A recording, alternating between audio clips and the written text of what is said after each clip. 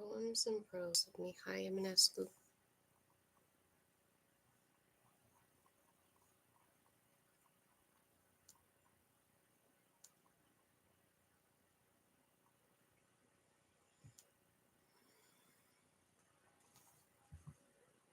Oops. There we go.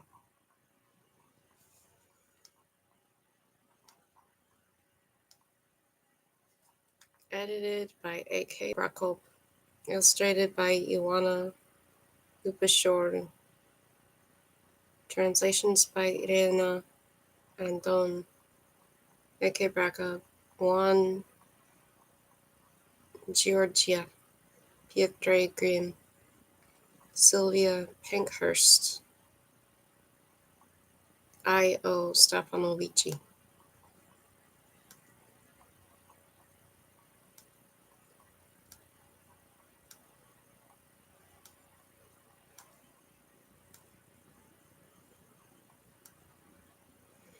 In memory of Irena Andoni, beloved friend and scholar. Eminescu. In Search of Mihai Eminescu. One of the most important figures of the 19th century East European literature, Mihai Eminescu embodies the spirit of the age of national awakening that swept across the continent. Having read Eminescu in translation, George Bernard Shaw, the greatest English language playwright of the 20th century, referred to the Romanian poet as the Moldovan who raised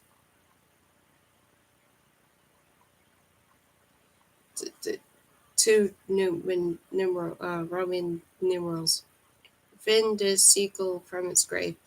While this is high praise coming from a writer of the caliber of Shaw, who only read the Bard from Ipotesci in translation, Eminescu represents so much more than an imitation of Western European Romanticism.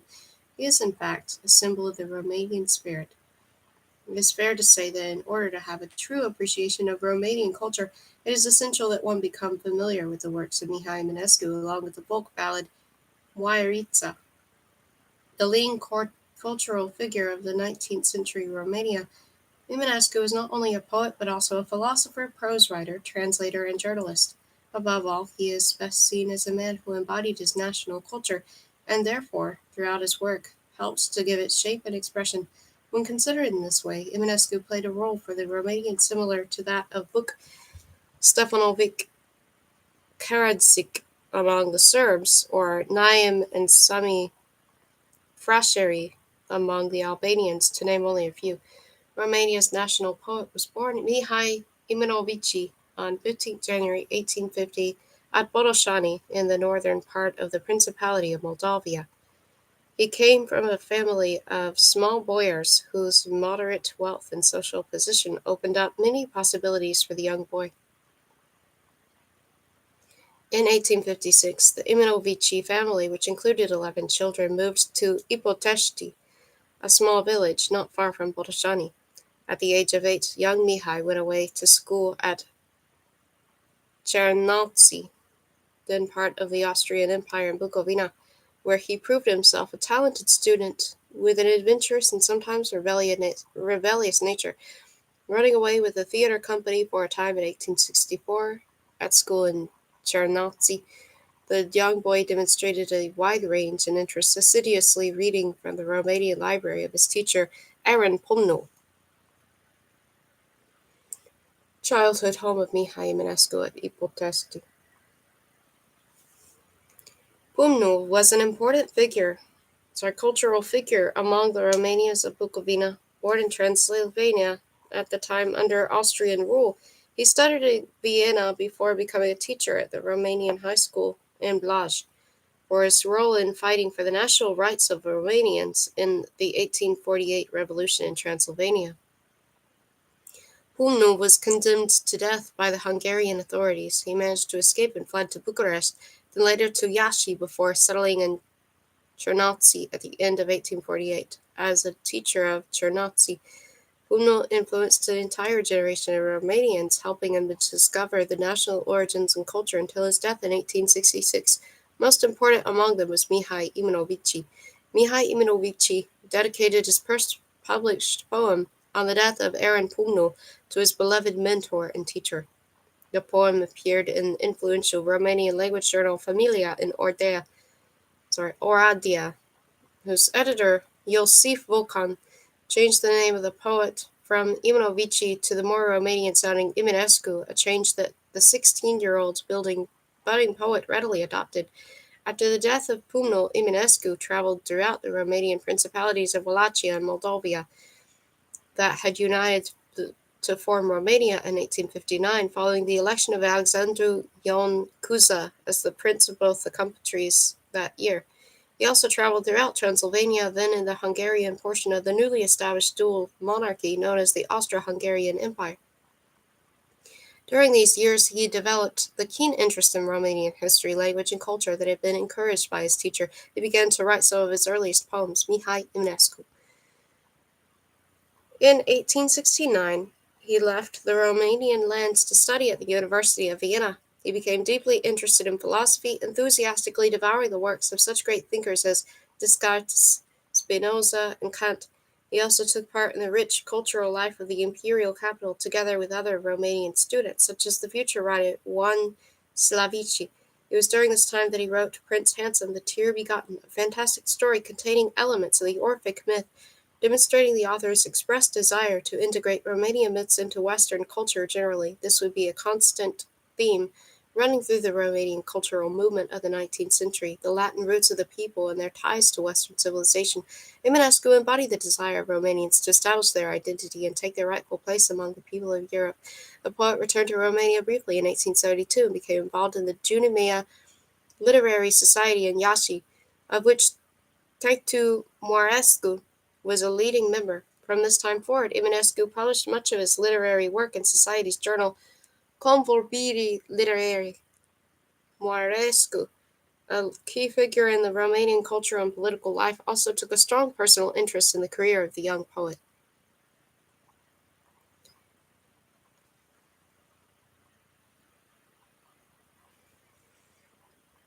After leaving his native land again in 1872, this time to study at the University of Berlin, Moarescu urged Eminescu to earn his doctorate so that he could return to Iași as a professor in philosophy at the university there. In Berlin, as before, Eminescu displayed a wide range of interests, encompassing not only philosophy but also mythology, the history of religions, law of history, and even the Sanskrit language of ancient India. During this time, he also translated Kant's Critique of Pure Reason into Romanian. Kant's philosophy would have a profound impact on Eminescu's literary work. Despite this, he lacked the discipline or the desire to finish his doctoral studies. Veronica Michel. When Eminescu returned to Romania in 1874, Moarescu arranged for him to become director of the Central Library of the University of Iași.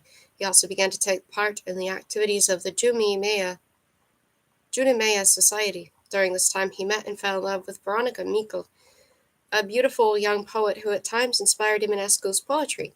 While she remained his lover and muse, Michel was married to a university professor, and even after her husband's death in 1879, circumstances prevented the two lovers from having a permanent relationship. After losing his position as a director of the university library because of a change of governments, Eminescu became a school inspector. While on an inspection in 1874, he met Ion Creanga, a teacher at the school of the hierarchs of monastery in Iași. The two struck up a friendship that would endure for the remainder of their lives. Born in a peasant family in Humilești in 1837, Creanga had a gift for storytelling, and Eminescu encouraged him to write down the tales he frequently recounted orally. Thanks to Eminescu's influence, Creanga, the peasant stage, became the leading storytellers in world literature. Eminescu's next job was as editor of the newspaper Curiel de Iași, where he published his romantic love story, Cisara. After the Junimea Society joined the Conservative Party in 1877, Moarescu arranged for Eminescu to become editor of the party's newspaper, Timpul, in Bucharest. Mihai Eminescu died on June 15, 1889, at the age of 39. The 130th commemoration of the death of Mihai Eminescu marks an appropriate moment for the publication of this new collection of English-language versions of poems and prose by this great writer. The poems presented here include some of Eminescu's best-known verses, together with some lesser-known but important and interesting ones. Nearly 90 years have passed since the first edition of poems by the Romanian national poet Mihai Eminescu appeared in English. That edition, translated by Sylvia Pankhurst and I.O. Stefanovici, contained a short preface by the esteemed English writer George Bernard Shaw in the form of the letter to Sylvia Pankhurst. One of the English translations, Emperor and Proletarian, is one of the Pankhurst-Stefanovici edition of 1930, the publication of which marked the first attempt at making Eminescu's poetry known to the English-speaking world. The new edition also includes translations by Piotr Grimm, 1888 to 1944, the founder and head of the English department at the University of Cluj, and one of the finest translators of Eminescu's poems into English.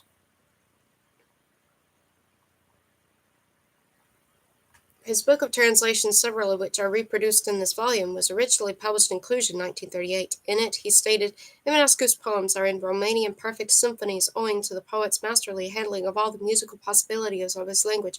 Very much is this lost in translations, though we keep this close to the original text as possible and especially represented throughout the original form.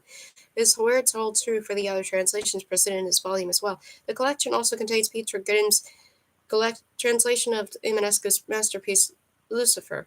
Not included in his original collection, the translator uses the name Lucifer here with its Latin meaning morning star or Hyperion. In the English version of Eve on the Hill, Piotr Grimm also chose to leave out the third stanza of the poem as well as 6 stanzas of Lucifer, and his decisions have been respected in presenting his translations here. The volume is enchanted by a series of beautiful original illustrations by Ioana Luproșoru, a translative Romanian artist and friend who kindly prepared these drawings many years ago at my request to illustrate the poems we chose to represent in English. I express my sincerest gratitude for her friendship and her efforts to bring Eminescu's work to life for English-speaking readers. This book is dedicated to the memory of Irana Andone, one of my early collaborators in pursuing the translation of poems by Eminescu into English. One of my many fond memories of Irana was a trip we took together to Putna during a cold and snowy winter just after the fall of the communist regime in Romania in search of Mihai Eminescu. We worked closely in the small village isolated by snow, spending most of our time there at the end crafting an English version of Eminescu's Doina, an epic poem dedicated to the great Moldovan prince, Stephen the Great. Occasionally, we would venture out of our abode seeking inspiration at the nearby monastery, where the remarkable prince who ruled Moldavia for nearly 50 years and to find much of the history of the land rests.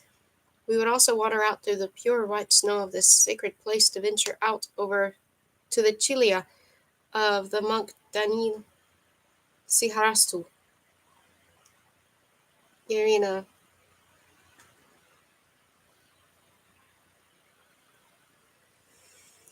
The stone cloister of the monk who advised the great Moldovan prince inspired our surroundings, and the muses who accompanied us on our journey to Putna. Our version of Eminescu's famed poem Doina was born. Sadly, Irina passed away only a few years later, a life cut tragically short, but her work lives on here through these pages, and she is still remembered with fondness and loved by her many friends, myself included in her family. For this reason, I have dedicated this new edition of the poems of the great Romanian poet and writer to Irina's memory. May the soul of this beautiful, kind, and remarkable girl enjoy eternal life.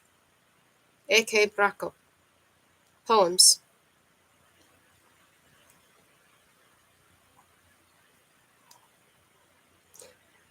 Doina. F. From Tisa to Dniester's tide, all Romanians to me cried that they could no longer dwell amidst the foreign swell. From Holton until the sea rides Muscovite cavalry. On the way they're always seen from the seashore to Holtin. From Dorna to Boyan, plague is spreading on and on. The foreigner is everywhere, like you were no longer there. Up to mountains, down to valley, enemies on horses rally. From Sakale to Satmar, they are flooding waters are. Oh, the poor Romanians, all like the crab, they backwards crawl, of cruel freight to them begotten. Autumn is no longer autumn, no more summer in their hand, now all strangers in their land. From Dorohoi to Turnu, enemies in steady strew, altogether overcome you as they arrive by railway. All our songs they drive away, all the birds fly out of sight, from the wretched foreign plight, over shadows of a thorn, are the poor Christians born. Ravaged is the country's face, forests our refuge place, bending their axe abide, even pure springs are dried. Poor in poor countryside, he who loves the foes about, may his heart the dogs rip out, may desert his home efface, may his sons live in disgrace. Rise, O Stephen, mighty prince, from sacred Putna come hence, let the holy prelacy guard alone the monastery. Let the saints and their deeds, in the trust of pious priests, let them ring the bell with might all the day and all the night. And may mercy grant thee, Lord, redeem thy people from the horde. Rise, O Stephen, from the ground, so I may hear your horn sound, and gather all Moldavia round. If you blow your horn one blare, all Moldavia will be there, and you shall sound a second time, all the woods will fall in line. If your horn is blown again, all our enemies will be slain, and our borders we regain, that the crows may hear their cry above the gallows trees so high. Translated by A.K. Brakop and Irina Andon.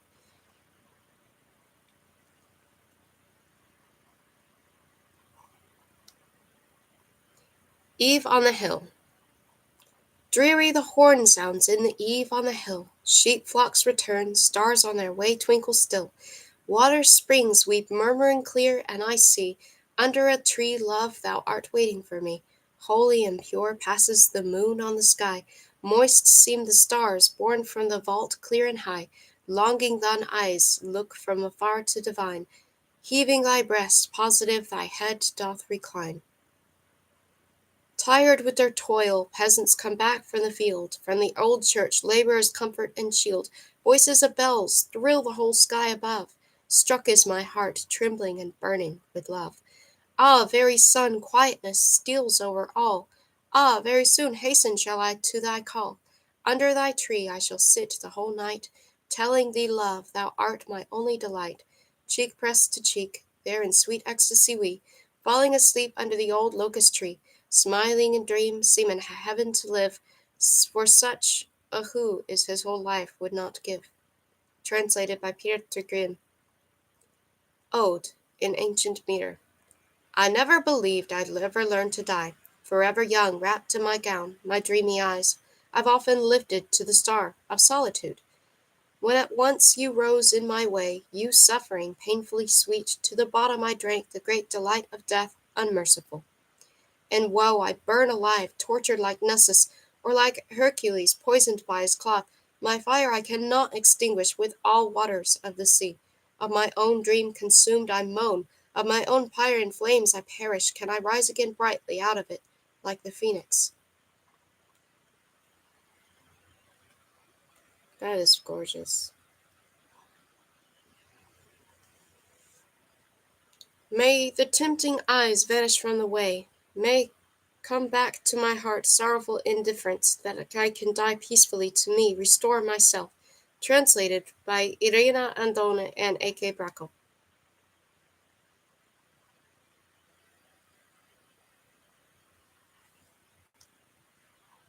Whenever branches tap the pane and poplars quivering sigh, it brings forth thoughts of you again, and slowly draws you nigh. And whenever stars glare on the lake in depths illuminating, it brings comfort to my heartache, my mind begins unclouding. Whenever thick clouds clear away, so the moon is shining through, it brings to mind from far away my incessant thoughts of you. Translated by A.K. Brakop. The Lake. In the lake of forests blue, yellow lilies are afloat. The lake stirring ripples white gently sways a rowing boat. And I pass along the shores, seem to listen, seem to rest, wait for her rise from the reeds, softly fall upon my chest, then step into the little bark, echoed by the water's tide, and I'll let slip the rudder and slide the oars aside, floating along enchanted, under glow of the mild moon. May wind rustle through the reeds, may shivering waters croon.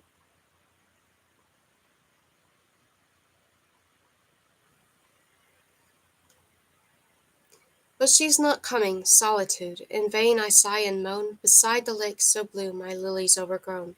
Translated by Irina Edon and A.K. Brakov. A Dacian's Prayer. When death was not, and nothing immortal has been brought, nor light's divinest kernel the world its life had brought, when yesterday, tomorrow, today has yet no name, when one was all, wherever, and all was one, the same, when earth and air and heavens, the whole world that is seen, were in the deep abysm like things that have not been. Thou wast alone and anxious myself, I'm asking now, who is the God to whom we with hearts most humble bow? So God he was when others were not, and in the dark, unfathomable ocean gave force to light's first spark. He is mankind's great Saviour and source of happiness. To God's gives soul and power, and everything doth bless. Cheer up your hearts, adorn him, and praise in sacred hymn.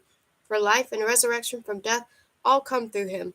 He gave me eyes most happy that they may see the light. He filled my heart with pity, with light, divine delight. How through the world he paces in roaring winds I heard in songs most holy his sweetest voice, his word.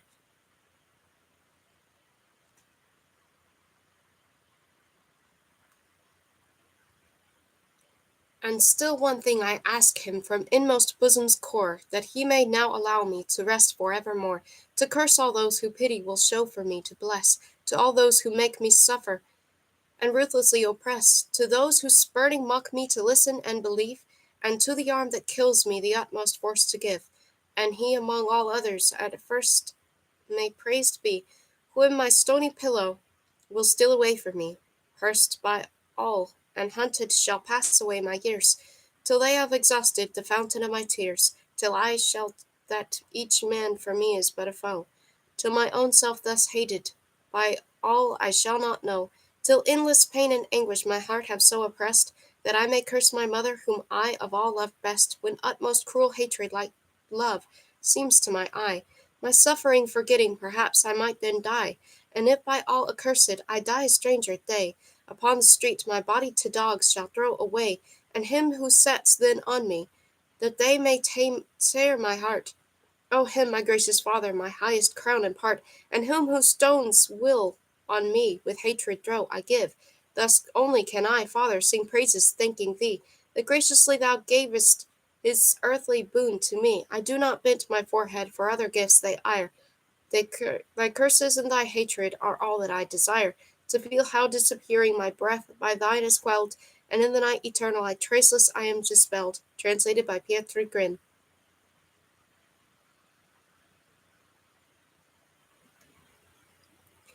Lucifer. In older times, long, long ago, as in old tales it's said, from kingly parents born once lived a fair, most lovely maid, so beautiful with no peer, her parents' only child, as is the moon among the stars, among saints the Virgin mild. She 'neath the palace's high vaults her steps directed oft to the window's nook where Lucifer would wait for her aloft. She looked afar how high he rose, and shone with his bright rays, thus giving the great Agorces and ocean's moving ways. She day by day again with longing looked above. He also, seeing her so oft, with her soon fell in love. And as in dream, entranced she leaned upon the window sill, a yearning deep for him began her heart and soul to fill. And on the castle's craggy walls how brightly shone his light, when waiting there he knew that she would come again by night. And on her footsteps, step by step, he slipped into the room, with cold rays a glowing web he wove there in the gloom, and when she lay in bed to sleep, her arms across her breast, he softly hands and eyelids kissed, and lulled her into rest. And from the mirror, while she slept, he shone with trembling gleam on her closed eyes and smiling face to charm her soul in dream. And thus addressing him in sleep, she said with heavy sigh, "Why dost thou tarry, my night's lord? O my sweet lord, come nigh. Kind Lucifer, come on a ray. Come to my house and mind. O come to my light, my life and thought. Come down, most kind." He listened trembling to her voice, and brighter still was he, and like to lightning down he leapt, and plunged into the sea. The water where he fell with rings whirled round and round about, and from the deep unknown at once a handsome youth came out, as on the threshold stepping light upon the window sill, a staff with reed grass wreathed in hand, her wish did he fulfil. A fair young king most he looked, with smooth golden hair, a long blue shroud tied with a knot, he bore on his shoulders bare, and his diaphanous clear face like purest wax was white, a lovely dead with living eyes that sparked into the night. Out of my sphere so far away I hastened here to thee, Here to three, the heaven bright my father is, my mother is the sea. To see thee in my chamber near, by pangs of yearning torn, came I with my serenity from waters I was born. My treasure, O my peerless love, come leave thy world aside. I am the morning star on high, and thou shalt be my bride. In coral palaces we'll live for long, long ages there. In ocean's kingdom, queen of all, thou shalt be everywhere. So beautiful and bright thou art, as only angels are. But to thy kingdom on that way I'll never go so far. So strange in bearing and in words, so lifeless are thy rays. For I am living, thou art dead, and freezing is thy gaze. A day went by, two and three, and now and again at night came Lucifer and shone above with rays serene and bright. And now and again she every night remembered him in sleep, and for billows Lord her heard was seized with longing sleep, so longing deep. Kind Lucifer, come on a ray, come to my house and mind, oh come to light my life and thought, come down, most kind. And as he heard her, lost with grief, his light at once died out, and in the place where he was lost, the shy world round about, the glowing red flames blazed at once throughout the whole world's sphere, and from the valves of chaos deep a young god did appear. On his dark locks his brilliant crown was blazing like a pyre, and he came gliding down, he looked bathed in sun's great fire. His arms like marble white did shine out of his sable shroud, his pensive forehead, his pale face, did sadness overcloud. His wonderful great eyes so deep, so phantom-like did gleam, like unquenched passion full of dark and full of light did seem. Again I hastened to thy call, out of my sphere so bright. The beauteous sun my father is, my mother is the night. My treasure, O peerless love, come leave thy world aside. I am the morning star on high, and thou shalt be my bride. With wreaths of stars thy head I'll crown, and twine them in thy hair.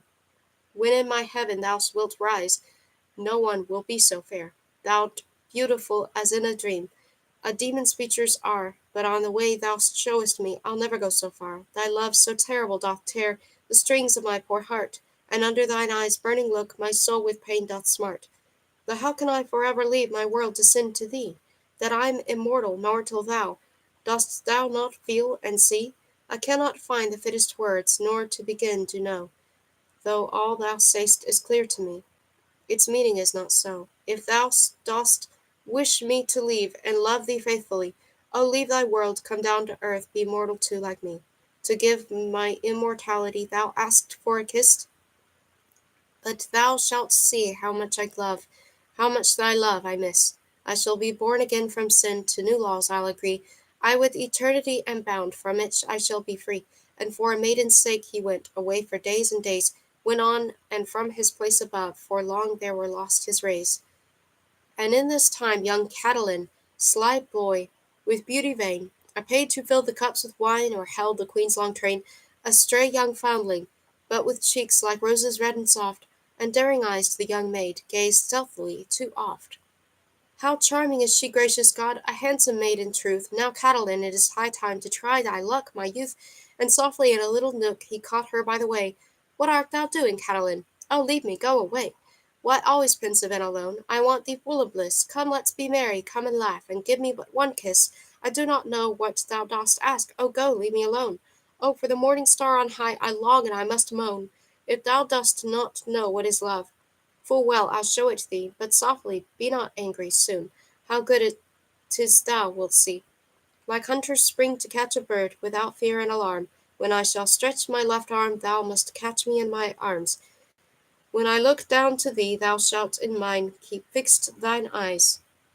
When I embracing lift thee up, on tiptoe thou shalt rise. So looking steadfast eye to eye, so with an unquenched thirst, our whole lives we shall live and find the last day like the first, so that with highest rapture love to thee be fully known. When I kiss thee, thou too must kiss, and fell thou art mine own. She listened absently, surprised, much pleased withal, and so, with bashful looks so sweet and good, allowed him, saying, No, she lowly said, since thou wert child, I fully well knew thee, so garrulous for nothing good, quite the best match for me. But now a star rose from etern, oblivion's quietude, an infinite horizon gives to ocean solitude, and secretly I have to weep, I cannot stop my tears, when all the ocean's billows go toward him when he appears.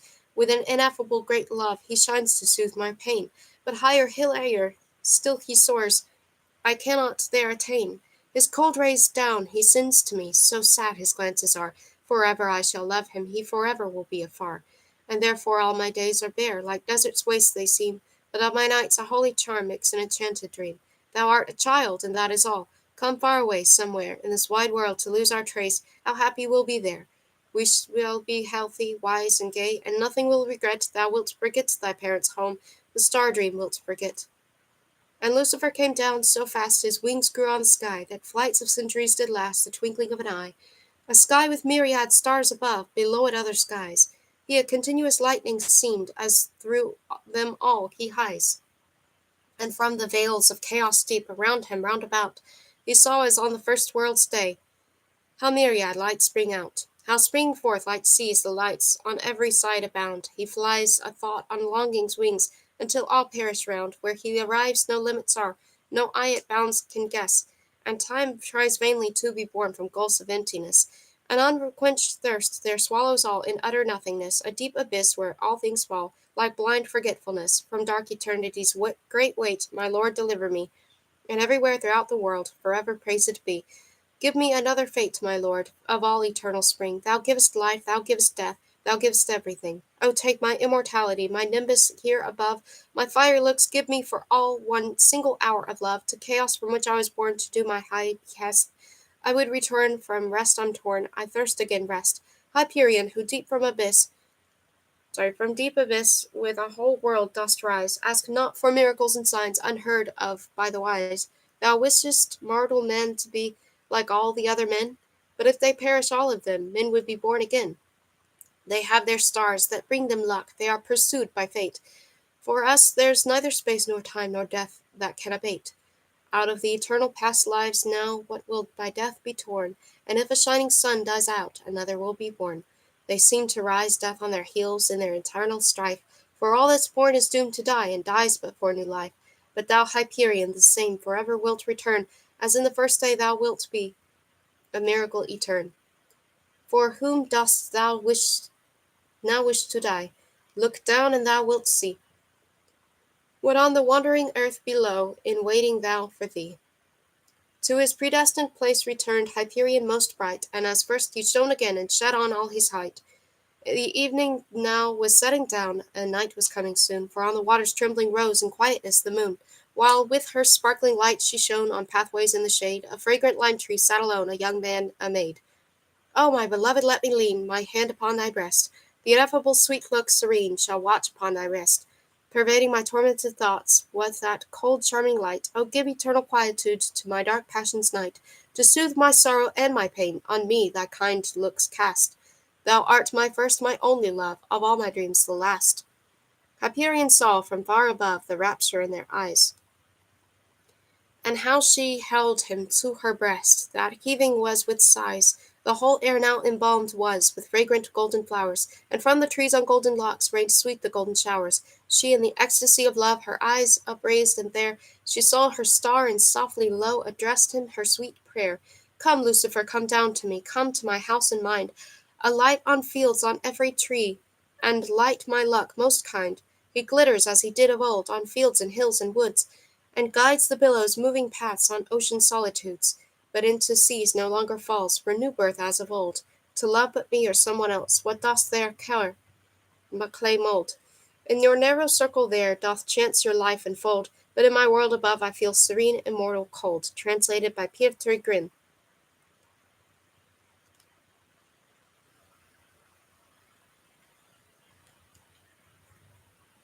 I have yet one desire. I have yet one desire, in the quiet of the night, allow me to expire within the sea's sight, to have a peaceful sleep, with the forest near, above a sky so clear, over calm waters deep. I want no funeral rite, I want no coffin rich, a bed for me to stitch, with branches young bind tight, and let no one bemoan, shed tears on my behalf, let autumn stir alone, the withered leaves its chaff. While the brook loudly streams, flows on incessantly, may the noon glide gently through high tops of evergreens. May the bells echo so through the cold white wind of the night. Let above me from its height the holy lime shed its bough, as I will from them be a wanderer no more. Memories tenderly will cover me with your morning stars that ascend from midst evergreens' hue will smile at me anew, as each remains my friend. The sea will refrain crude, moan with ardor robust, But I will then be dust in peaceful solitude. Translated by Irina Adon and A.K. Brokov.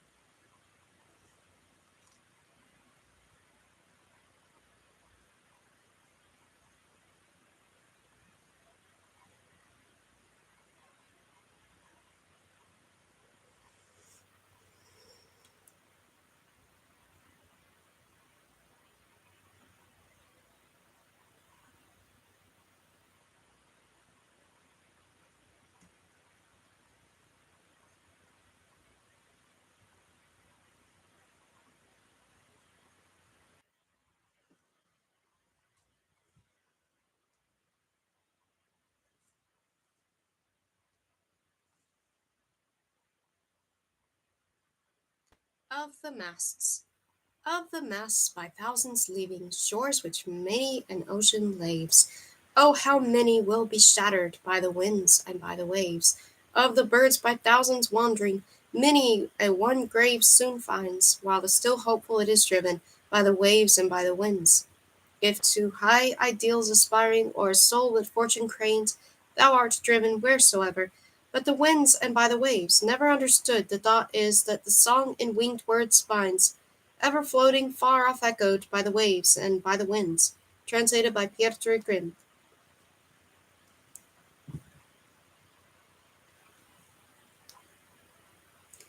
Satire 3.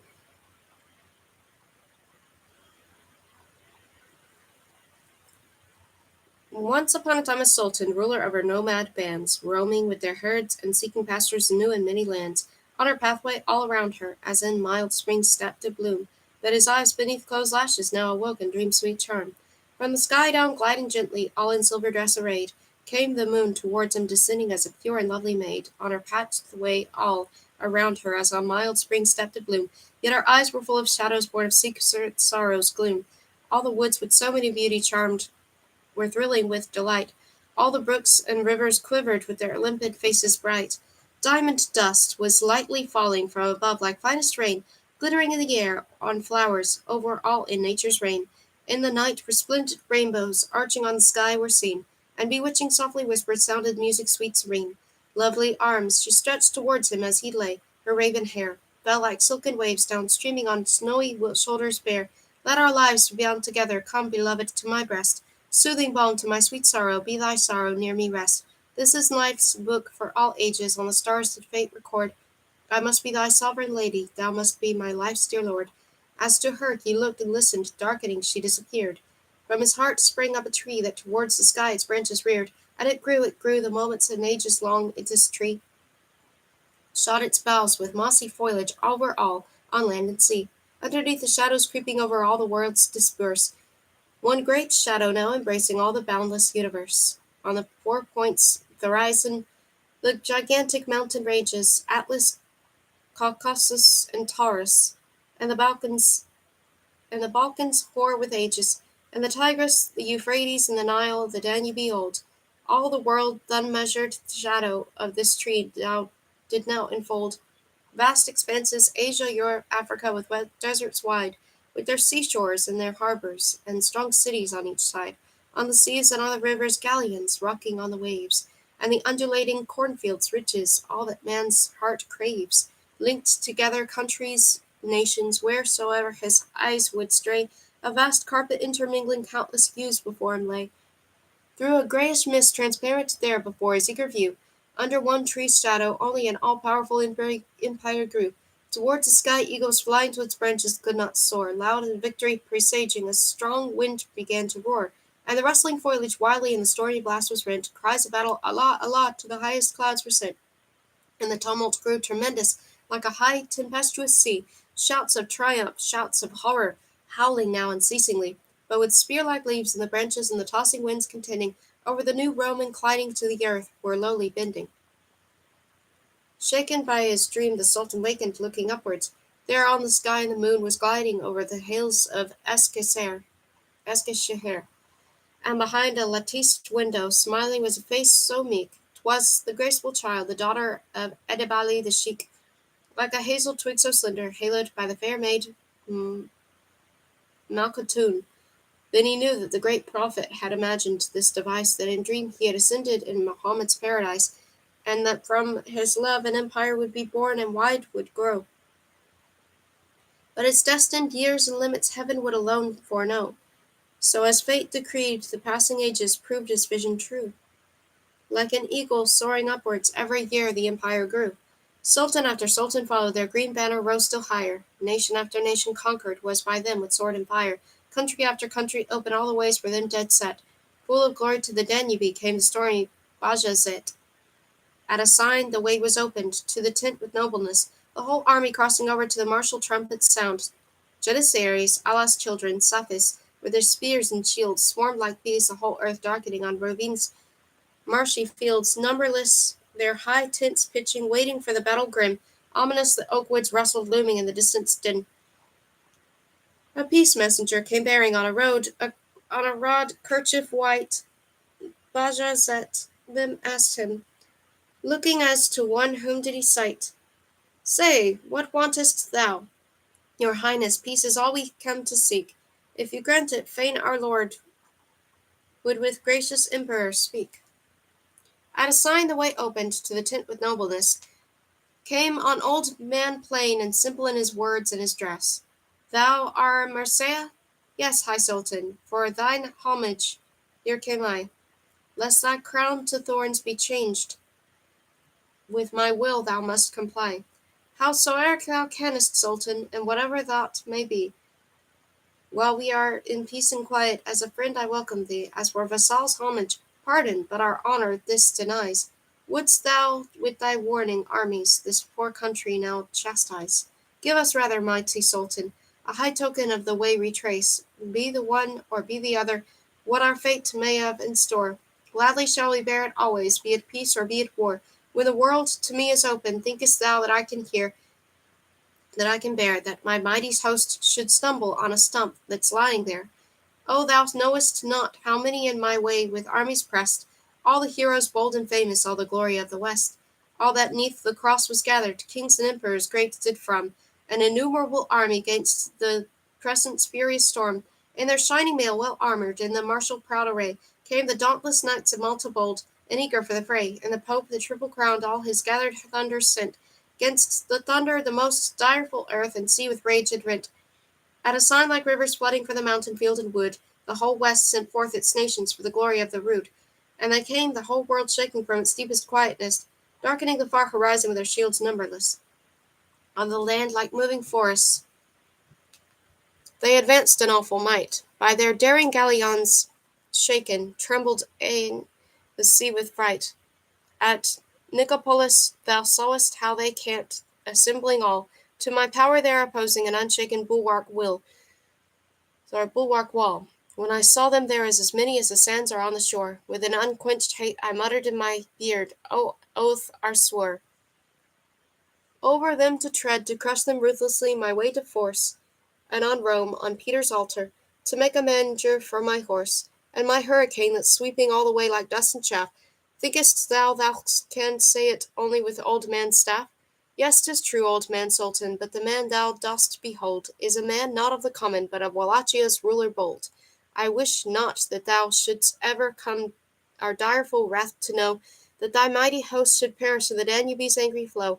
Yet in olden times full many, in their way all conquering, first of all the most famous great Darius, Persian king, built a bridge on our old Danube, battling o'er with might and main, frightening all around and thinking the whole world was their domain. Emperors whom the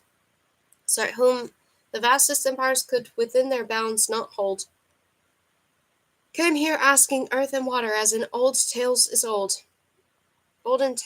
is told, and I do not wish to frighten, nor do I wish to boast.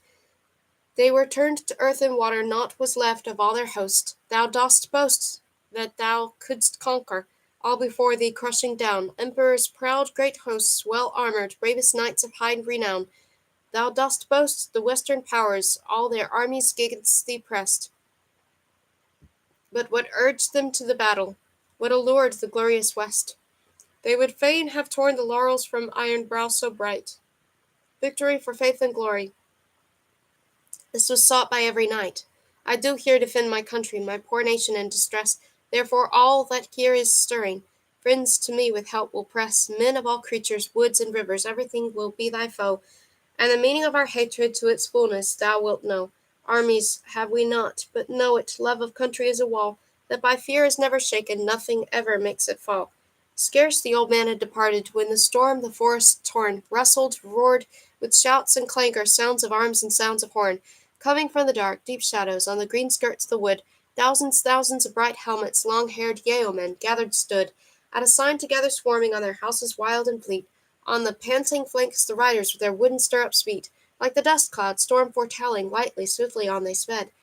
Shield on shield gave back the sunlight, spear points glittered overhead, as from copper clouds in autumn's hail storms, driven by the blast, hide in darkness the horizon, so sharp arrows flashing past, whizzing, singing, hurtling, ringing, filled the air with dread alarms, and to thundering horse hoofs echoed cries of battle, clash of arms.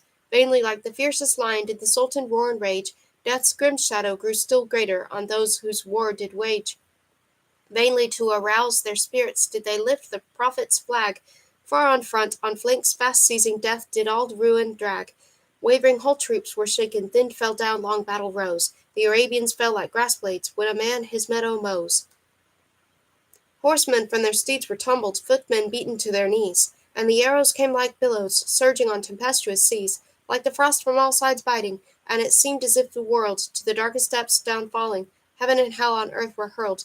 Messiah himself in battle, this fierce storm so wildly rushing, coming on in fury, all beneath it trampling, crushing, vanquished where the foe's great armies scattered, cast away like rags. It says fury, not fury.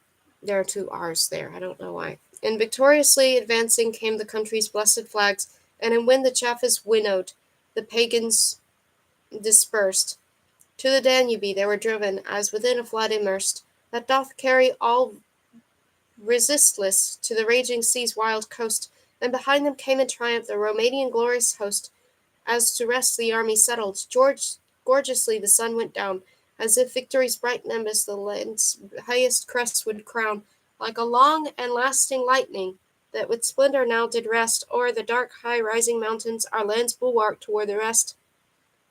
From the deep night of ages, one by one the stars came soon. From the mists o'er the dark green forests, shimmering appeared the moon, the great queen of night and oceans, peace and sleep to all things sent. A young son, our bold ruler, watchful sat beside his tent, smiling with a dear remembrance while the calm moon shone above, on his knee a letter writing, home to send it to his love.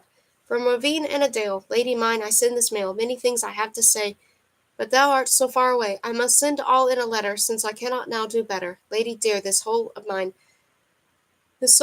yearns for all that's truly thine, for thine eyes, sweet, smiling, good, for the springs, the fields, the woods, send them, for I too send, dear, all that is most lovely here, my proud host with banners glorious, over the great foes victorious, and with them will come together my bright helm with peacock feather, and my brows, my loving eyes, all to thee, with longing highs. thanking Christ, God save my soul, I am safe and sound, and thee this, thy sleep lips, sweet soul, I kiss.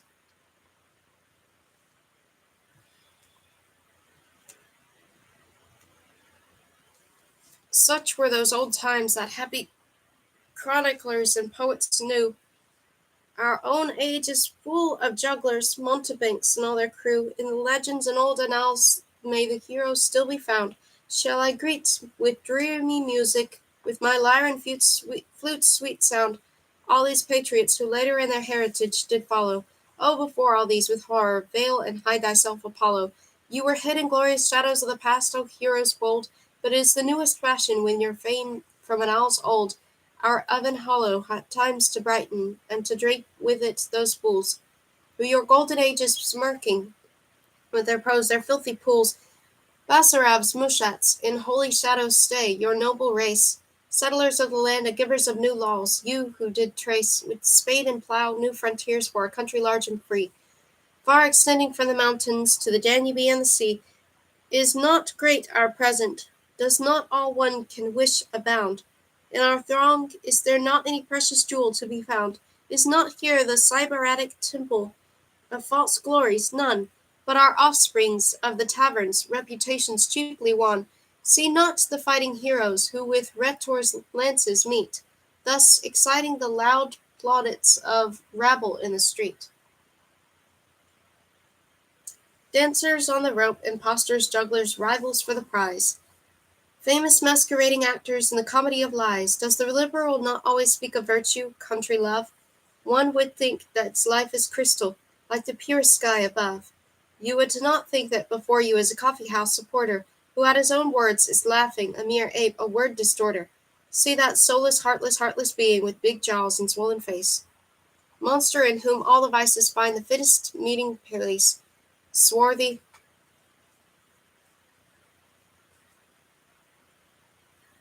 hunchbacked, greedy, wily, he with all the ruffian's leagues, and imparts to his low fellows all his venomous intrigues. On their lips is always virtue, but their souls are hollow shells, worthlessness in these mere nothings. Void from top to bottom dwells, mustering his army's numbers, eagerly and well-pleased spies over all that hideous monster with his swollen frog-like eyes. Such are those whom our land-choosing representatives must call, men who fitly would be gathered all behind some bedlam's wall, in long shirt and with a fool's cap. These assemble now and thus. Making laws and fixing taxes, they our public weal discuss. Patriots and pious founders of establishments like those, where in words and deeds and gestures lewdness, only lewdness shows. They in parliament assemble, sit admiring their Greek Bulgarian brothers, heirs of the great Romanian empire are they all, and every one on his ancestors is boasting, being Trajan's great grandson. And this mob, this scum, this vermin, this our country's desolation, they should now become our leaders, rulers of this once great nation. All that in the neighboring countries was deformed and misbegotten, all that's stained with foul corruptions, marked by nature, all that's rotten, all these helots, mean and greedy, with the banar here has sent self-styled patriots, so-called brothers, on their selfish schemes intent, babblers, stutterers, and cretins, and bribe-mouthed wretches, now grown great, are your masters, yes, these prattlers, are the pillars of the state. You, the heirs of Rome, you, the eunuchs of her fame, are boasting, when all the world, with horror shrinking, is ashamed to call you men. And this pestilence, these creatures with their nasty mouths proclaim that they are the country's saviors, and they have no shame. All the glory of our nation with their filth but to besmear, and the holy name pronouncing to disgrace it, country dear.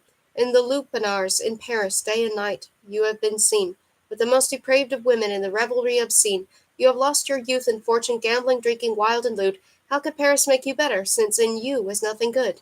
Wearing monocles like dandies, with a little walking cane, you came back, your heads pomaded, and your brains did not remain. But some waltz learned in the ballrooms, nothing else was left behind, and all harlots dancing slippers, all the wealth you did acquire. I admire you, proudest offspring of the Romans, I admire.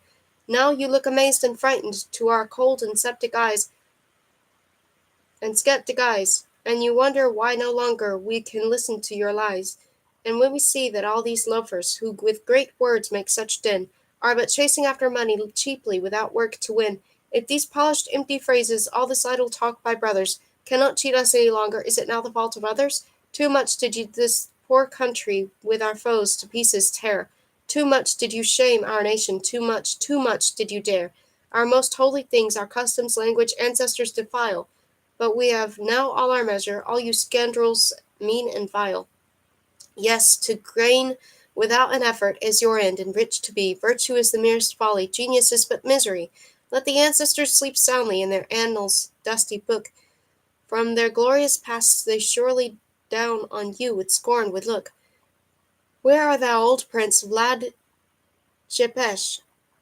On them all to lay thy hands, treating them as rogues and madmen, to divide them into bands, throw them into two houses, as with others thou didst whilom, setting fire unto the prison and the lunatic asylum. Translated by Pietro Grimm.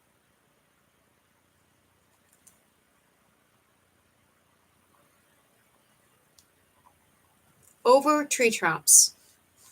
Over treetops, moon is floating. The woods gently shiver leaves. Trowel branches of alder trees, mournfully the horn is sounding. Ever farther, ever softer, and my troubled soul brings grace with a wish for death's embrace. Why keep silent when enchanted as I my heart to you do give? Will you ever, while I live, sound sweet horn from me departed? Translated by Irina Andon and A.K. Brakov.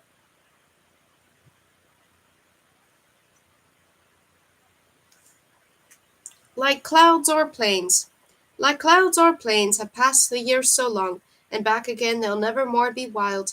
They charm no longer as they charmed, beguiled, the youth, those tales and riddles, that sweet song, scarce understood, delightful for the child, with meaning full, for which I much did long, in vain surrounds me, now they shadows throng. O hour of mystery! O twilight mild! Of life's dear past how can I hear the chimes, and make thee tremble now again, my soul? In vain I play my lyre, in vain I hearken. 'Tis dumb, the lovely voice of those lulled times. My youth is far, my joy is lost, the whole, and time runs fast behind, my mind doth darken. Translated by Pietro Grimm.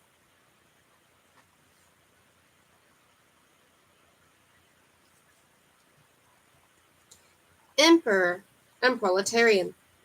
On dreary wooden benches, in low-ceiled tavern squalid, where day but palely falters through smoke-bemirked glass, beside long cheerless tables, with sullen looks and pallid, a group of outcast wanderers forlornly there hath tarried.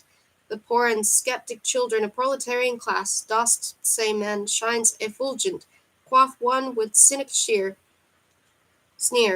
In this dark world of hardship, in bitterness and clear, no spark in him appeareth of candid light and clear. His ray is dull and clouded, like this bemuddled sphere, whereupon he rules sovereign, unchallenged in his reign. Where its justice, see the mighty, behind their fortunes shielding, erect their laws and edicts to serve them as a foil against ye ever plotting, with wealth stolen from your yielding, whom they to labor sentence by boundless powers their wielding, and hold in subjugation your lives of ceaseless toil.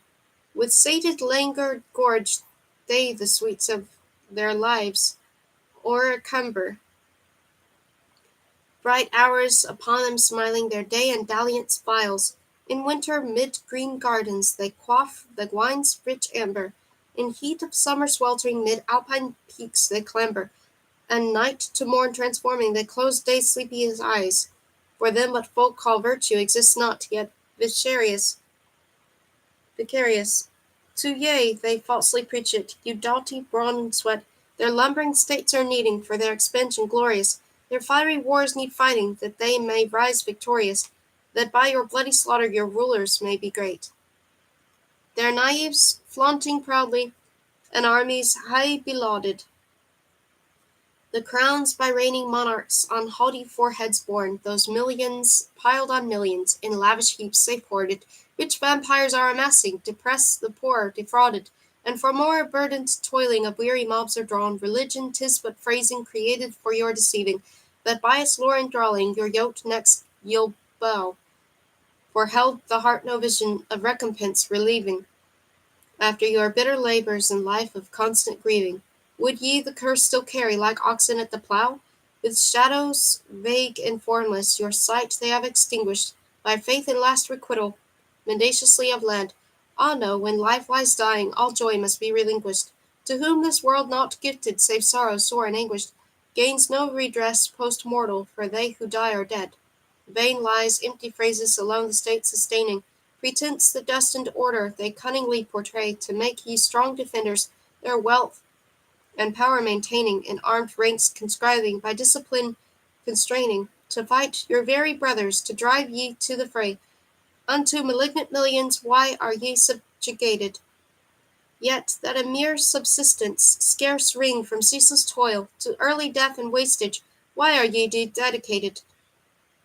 Whilst they in easeful comfort have luxuriated, scarce time amid their feasting to cast the mortal coil.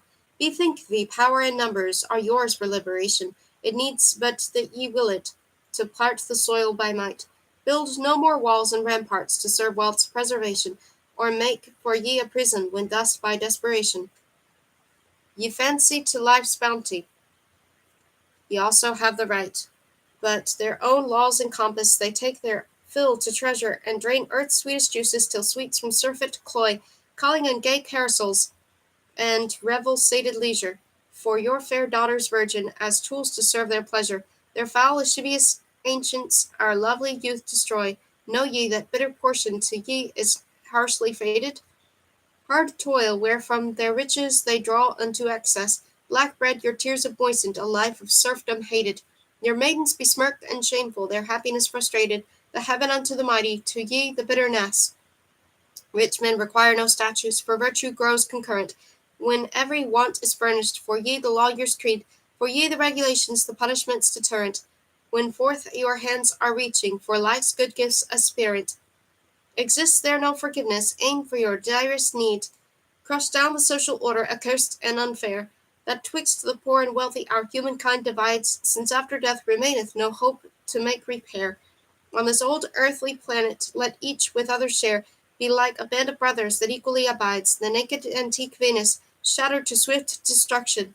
O filing in ruthless fury unto the fire's fierce jaws, pictures of snow-nude bodies that wake the vain conception. Sadly the heart is disturbing of ultimate perfection, working our maiden's downfall to less destroying claws, demolish all unsparing, that pruriency engender, raise palaces and temples that crimes from light defend, statues of lord and tyrant to molten lava render, wash out the servile footprints of they who basely plunder, fawning behind the mighty unto the wide world's end, yea, shiver unto atoms all pomp and ostentation. And from its granite clothing our human life disrobe, cast off its golden purple, its grief and nauseation, make life a dream unfathomed, a vision emanation, that moveth to eternity exempt from passion's probe, builds pyramids gigantic from out the desolation, as a memento mori from the history to arise, that this the art shall awaken your minds in exaltation, to face the great eternal, not pouring degradation, with mocking sneers, grimacing, with vile and furtive eyes. O bring ye down the deluge, too long indeed ye waited, to see what goodly outcome, when patient goodness get come nothing, the hyena by chatterers was replaced, unto the ancient cruelty was clemency translated, only the form is altered, remains the evil yet. Ye'll turn then to the era of gold without alloying, where of the far blue legends oft whisper to our sense, where free and equal pleasures all equal are enjoying, when to life's transient flicker death comes at last destroying, 'twill seem to ye an angel with tresses fair and dense, then y'all she die, untroubled by love's of sorrow's savour. As on this planet ye have lived, your offspring shall succeed, the death bell cease bewailing, with iron-tongued clangor, folk to whom Indian fortune hath shown her tender favour, none shall have cause for mourning the dead who lived undeed. The pestilent diseases of poverty's dire paining, the eke of health abnormal, shall scourge not of yore, and they whose growth is destined shall grow without restraining, until men will break it, the cup they'll be draining. For none shall ever perish till life can give no more. Beside the old scene's waters, with pallid looks and sombrous, in coach of gala splendor the mighty Caesar passed, his brooding not distracted by thunderous waves upcast, nor yet by stony rumbling of equipages ponderous. in presence of his people grown silent and abashed, with ready smile and subtle and piercing glances scornful, probing the mind's recesses where secret thoughts abide, with raised hands controlling a world in pomp and pride, he greets upon his passage with a ragged crowd and mournful, whereto his mighty grandeur mysteriously is tied, all loveless and unfriended in lonely elevation. Thyke is persuaded that malice and untruth to human nature's bridle alone give orientation, and thus the scroll of history will wind through time's duration, the hammer and the anvil, a tale that knows no truth, and he, the haughty summit of great oppressors blatant, saluteth in his passing his mute defender, No. If from the world wert absent, thou, the dark cause and latent of mighty overthrowing, in grandeur high and patent, the Caesar, I, the Caesar, long since had fallen low, your shades with savage outrage, the conqueror kind confiding, your pitiless cold smiling no mercy can convoke, your bitter mind all justice is vain pretence deriding. Dread powers, 'tis by your shadows dark misguiding, he drivers the poor and hostile to toil beneath his yoke.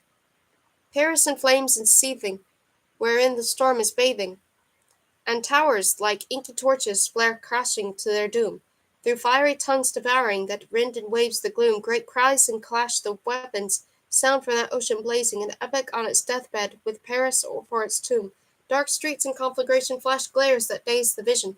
Atop the barricading of heaped-up granite mounds, to bloody conflict and moving the proletarian legion, its pikes and muskets gleaming, and bonnets Phrygian, the belfry's clangor deafens the hoarse discordant sounds, their arms with weapons laden, passing through vapors lurid, the women of the people with gorgeous raven hair, veiling their tender bosoms, impassible and frigid, pallid and cold as marble, the fire of rage and hatred, fierce in their black eyes burning, their eyes of deep despair. O launch thee in the struggle, wrapped in thy splendid tresses.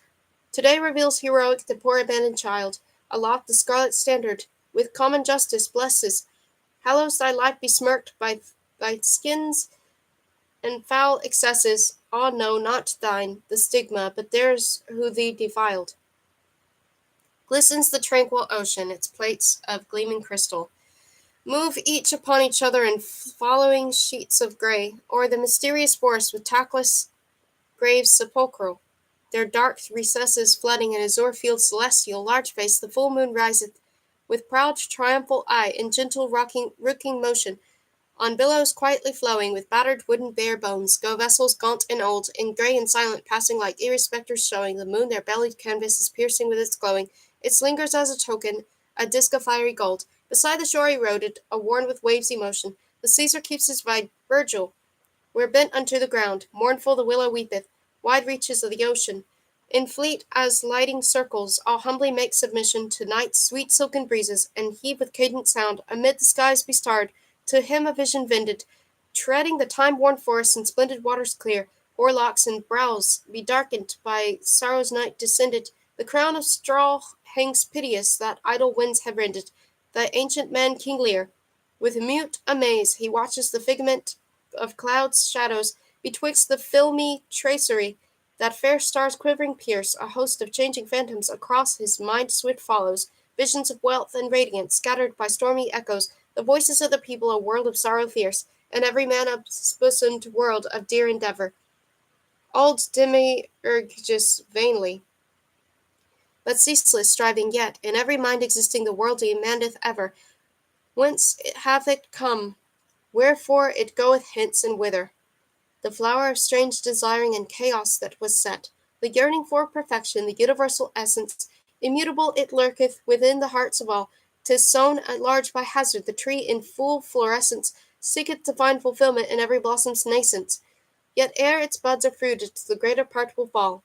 Thus frozen is ripening, the human fruit grows rigid, one to a slave, the other to emperor concealed, covering with tinselled follies his feeble life and arid, unto the sun revealing his face, forlorn and wretched, his face for in each bosom the same deep selves concealed, the same desires resurgent, new habits yet enclosing, for aye the human fabric remaineth changeless still, the world's malignant mystery in many shapes reposing, to none the all-deceiver its secret strange disclosing, with longing for the infinite the atom doth instil, and when ye know this semblance will cease with your expiring, and after ye unchanged, all ye strove to mend, this hasting here and thither, In anxious hope aspiring, fills with fatigued languor, one's sole thought proves alluring.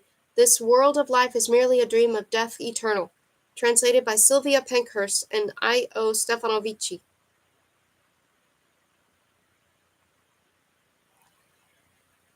Solitude. Near my simple fir-wood table, with the curtains drawn I sit, in the grate the fire is flickering, musingly I look at it, and like swallows sweet illusions come in flights and wander all, dear remembrances seem crickets chirping in a ruined wall. Of caressing come and sadly, heavy in the soul they stop, like the wax from candles falling near Christ's icon drop by drop. In my room in every corner, spiders have their cobwebs spun, and among the piled books hiding, furtively the mice now run. In this peace mine eye distracted, upward the ceiling looks, and I listen as I slowly gnaw the covers of my books.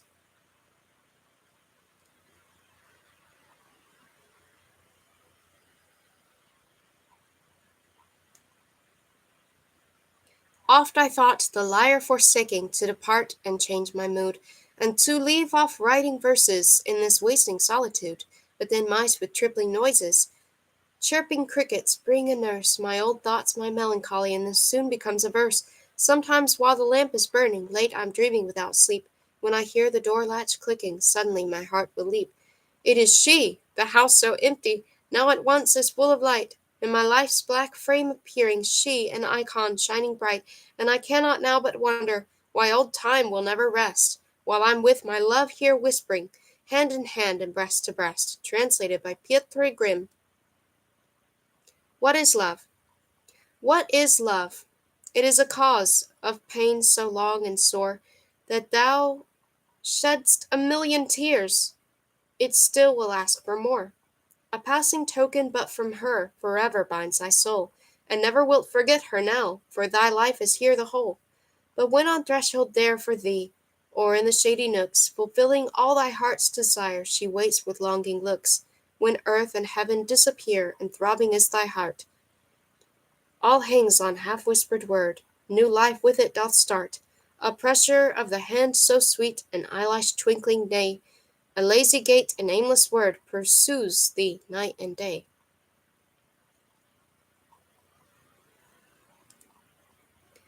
And eyes pursue thee, light thy way, like sun and moon so bright, and wheresoever, night and day, they are thy only light. And it was doomed that all thy life for her alone shall long, for like the water bindweed she has caught thy soul so strong. Translated by Pietro Grimm. In vain in the dust of the school. In vain in the dust of the school, through authors that alone moths rule, you're searching for beauty's vestiges and principles from the ages, and on oily pages therein, you're searching for secrets hidden, and with their distorted letter you would like the world to alter. There is no book from which to learn how life's preciousness to discern, but live and do endure it so, and everything undergo, and then you will hear the grass grow. Translated by Irina Anton and A.K. Brackle.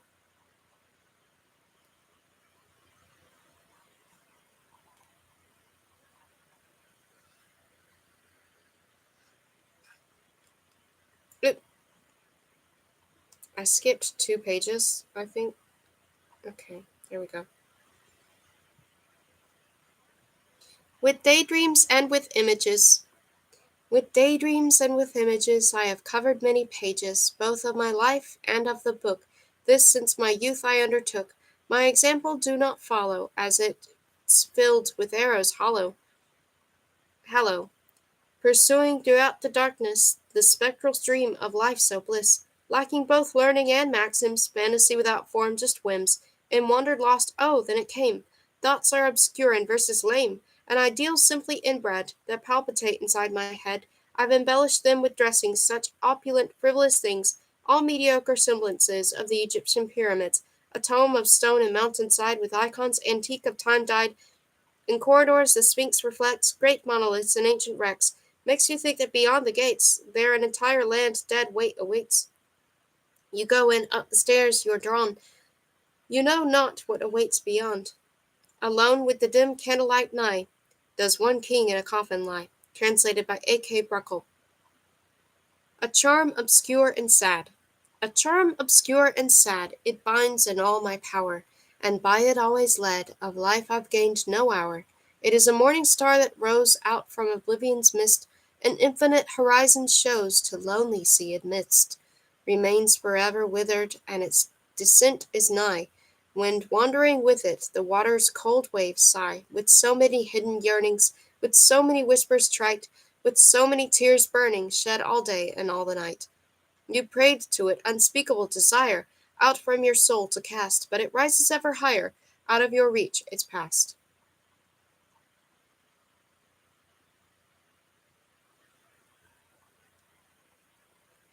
It will forever be unknown, and it will shine above, from past its light it is shown, to the forsaken love. Upon horizon it is flaring, over desert of steppe and sea, without my comprehending, its weary charm subdued me. Translated by Irina Edon and Eke Brokop.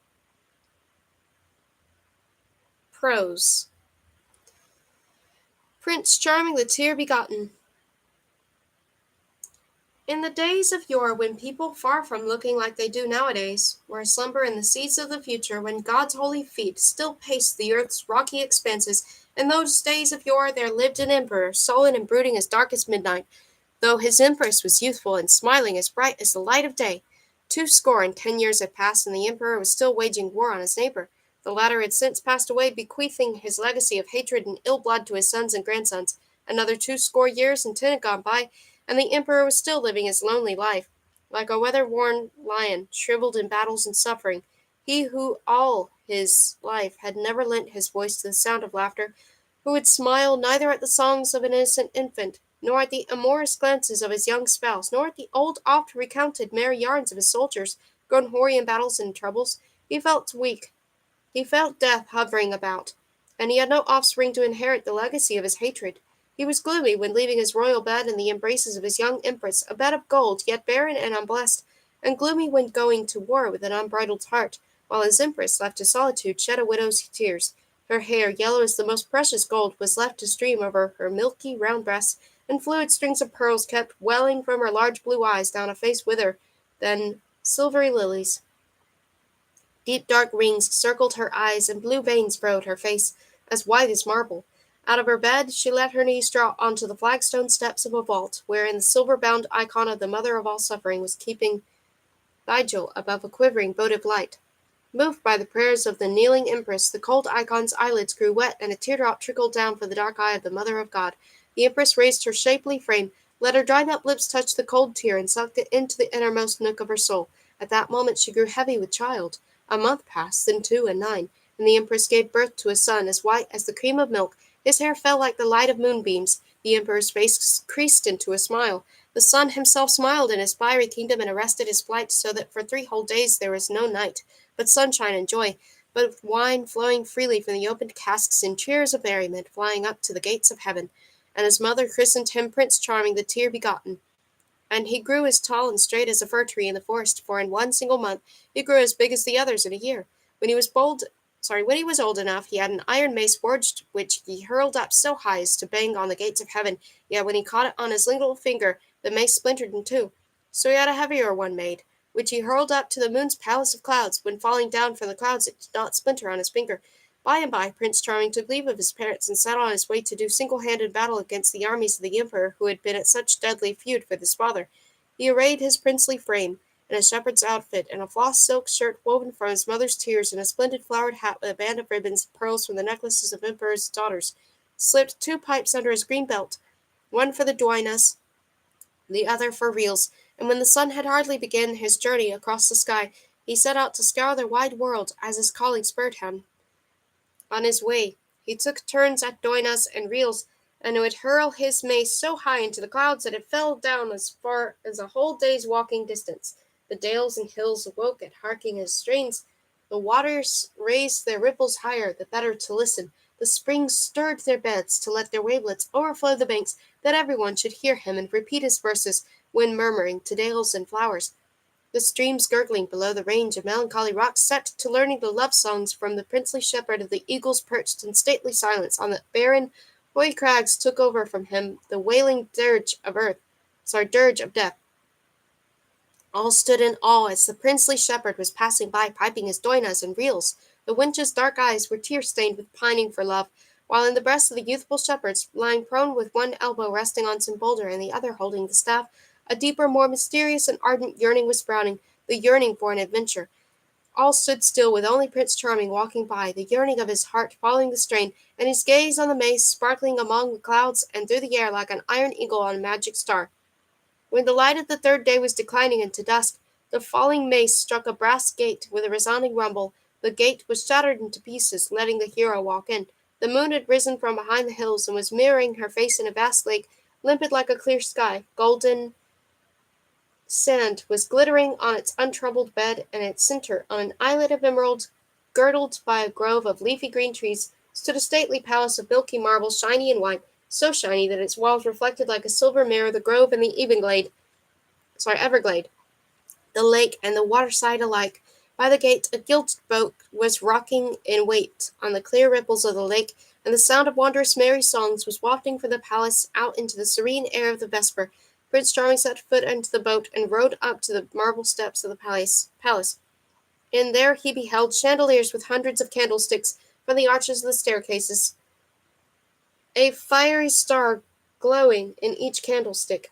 He entered the hall. It was a lofty hall, supported by columns and arches of gold, and a resplendent table spread with white cloth was in its middle, every platter on it carved into one large pearl, and the boyars, seated around the table of the red velvet chairs, arrayed in gold-embroidered clothes, were as handsome as in the days of their youth and as merry as their songs of joy, but especially one of the party, with his brow girt by a hand of gold, inlaid with diamonds and indescribably rich attire, looked as wondrously fair as the moon of a summer night. But our prince was even more handsome. "A hearty welcome, Prince Charming," said the emperor. "Your fame has reached our ears, though we have never set eyes upon you until now. Good day, your highness, though I fear we shall not part company as friendly, for I am here to fight you to the death, that I may avenge your evil doings against my father. I have never wrought evil deeds against your father, for I have always fought him in lawful combat. I shall not fight you, though, but would rather have the fiddlers play and sing, and the cupbearers fill the cups to the brim, and entreat you to be my sworn brother for our allotted lifespan and day." Forthwith the two princely sons embraced, and amidst the cheers of the noblemen drank to each other's health and talked. The emperor inquired of Prince Charming, "Whom do you fear most in this world?" "No one in this world save God. How about you?" "I fear no one myself save God and the Witch of the Wilds, a hideous old hag who has taken to haunting my realm with the thunderstorm in tow. Wherever she shows her ugly face, she turns the earth barren, the villages into wastelands, and the boroughs into rubble. I did battle against her, but to no avail. So that she should not wreak havoc over my entire realm, I was left no choice but to comply to her terms and yield to her in tribute every tenth of the offspring of my subjects, and this is the day she is coming to collect her dues." When midnight struck, the visages of the revellers clouded over with gloom, for flying astride darkness of the night, with wings of gale, her face shriveled like a bloated stream furrowed rock, with a forest where her hair should be, the raging witch of the wilds came howling through the sullen air. Her eyes were two stormy nights, her mouth a gaping chasm, her teeth two rows of grindstones.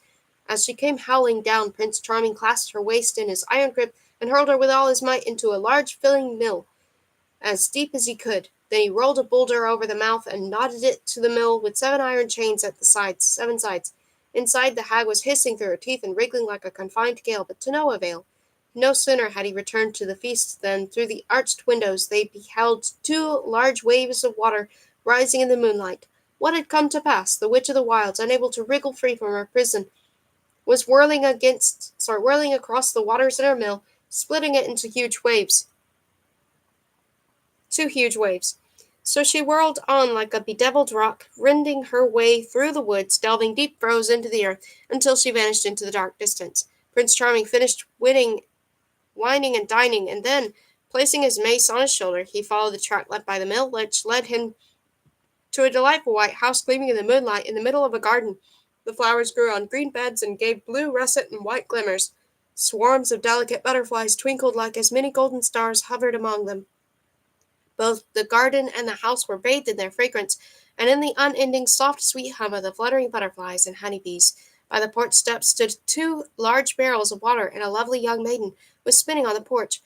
Her long white gown looked like a cloud of rays and shadows. Her golden hair was plaited and hung down her back as she wore a string of pearls on her smooth brow. The moonlight cast about her an air of molten gold. Her white fingers were holding a gold distaff, and out of a silvery toe of wool she was spinning a white, flimsy, shiny thread, looking like a vibrant moonbeam piercing the air rather than a homely yarn.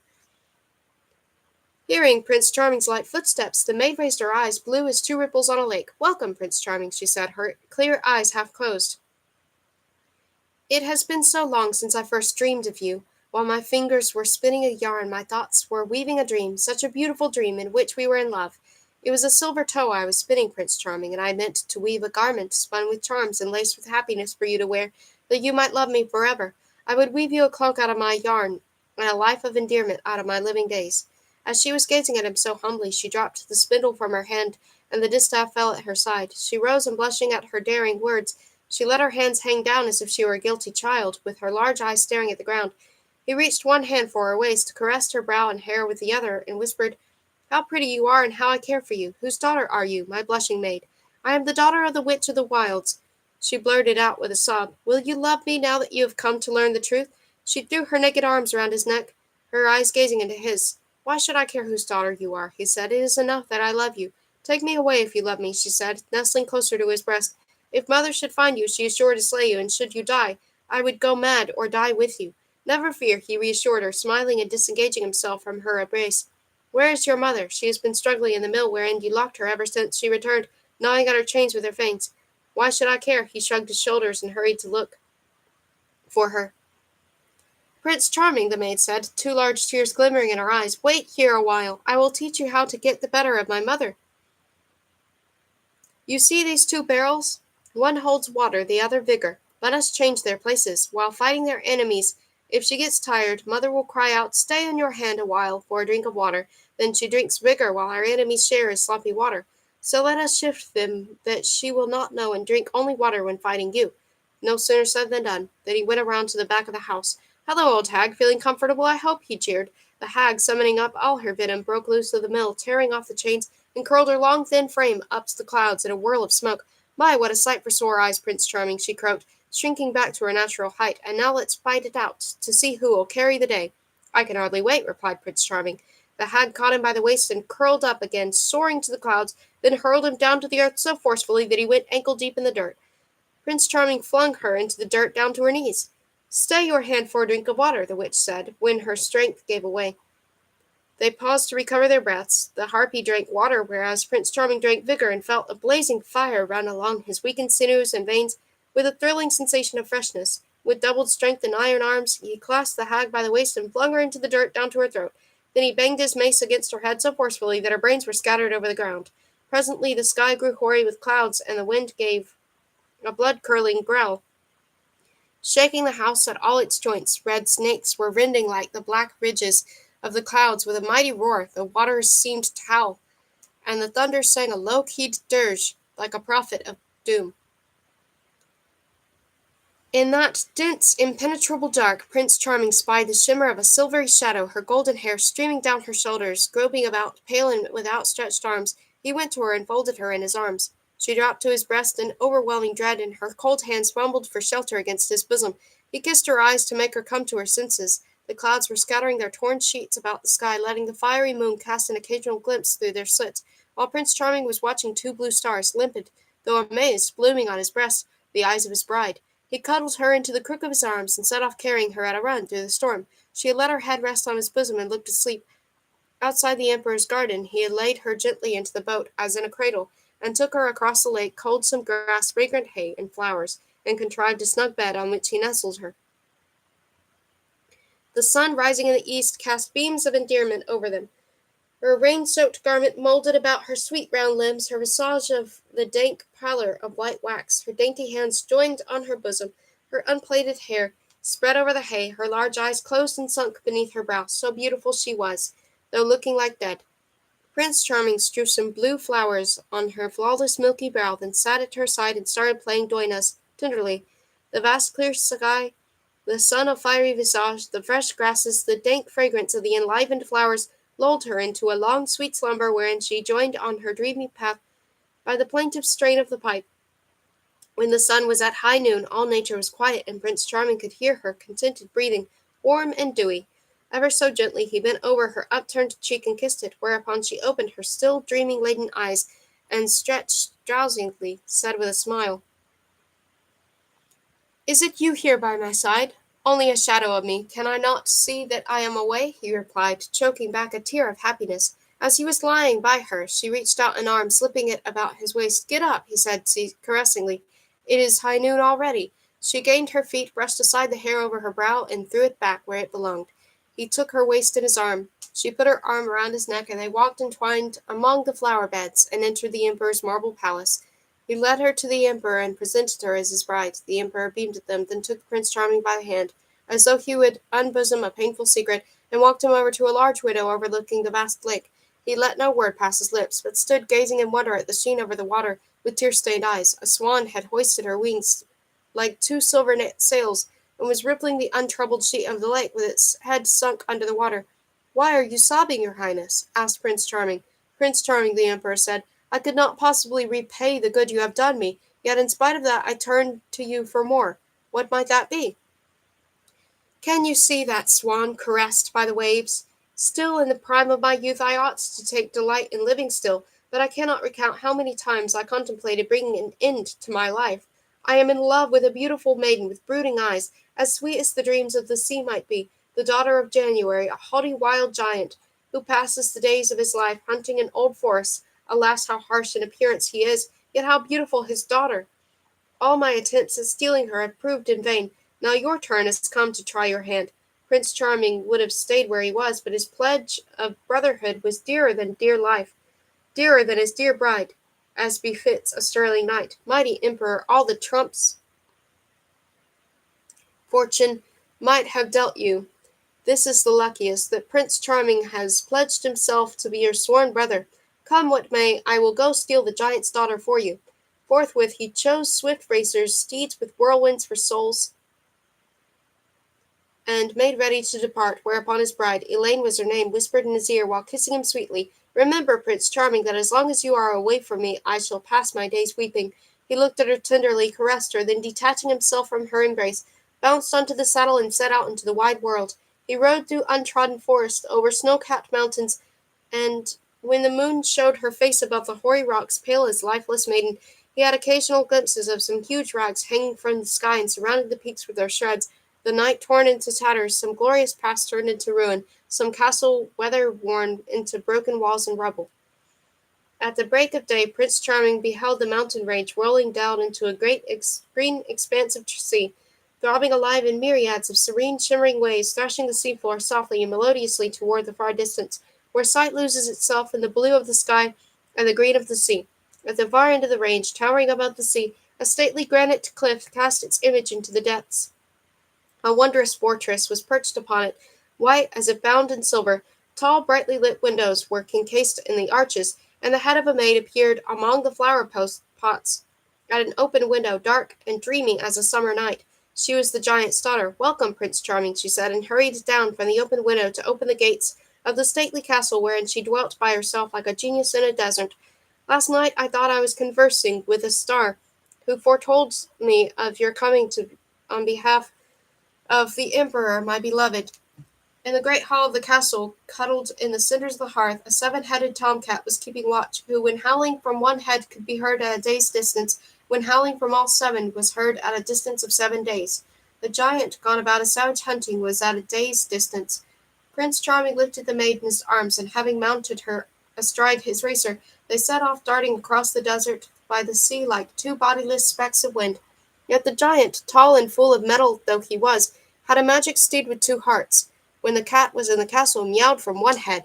The giant steed neighed in his brass voice. "What is ailing you?" the giant asked of his magic steed. "Are you perchance fed up with your easy life?" "There is nothing wrong with my life. It's you I'm worried about. Prince Charming has stolen your daughter. Shall we make haste to catch up with them?" "No hurry, for we can do that easily." The giant mounted his steed, and they darted through the air like a raging plague in chase of the runaways. Forthwith they caught up with them. Prince Charming was no match for the giant, for the latter had been christened, so his might originated from God rather than from the spirits of darkness. "Prince," growled the giant, "you are so handsome that I will take pity on you. I will not harm you this once, but you'd better think twice in the future."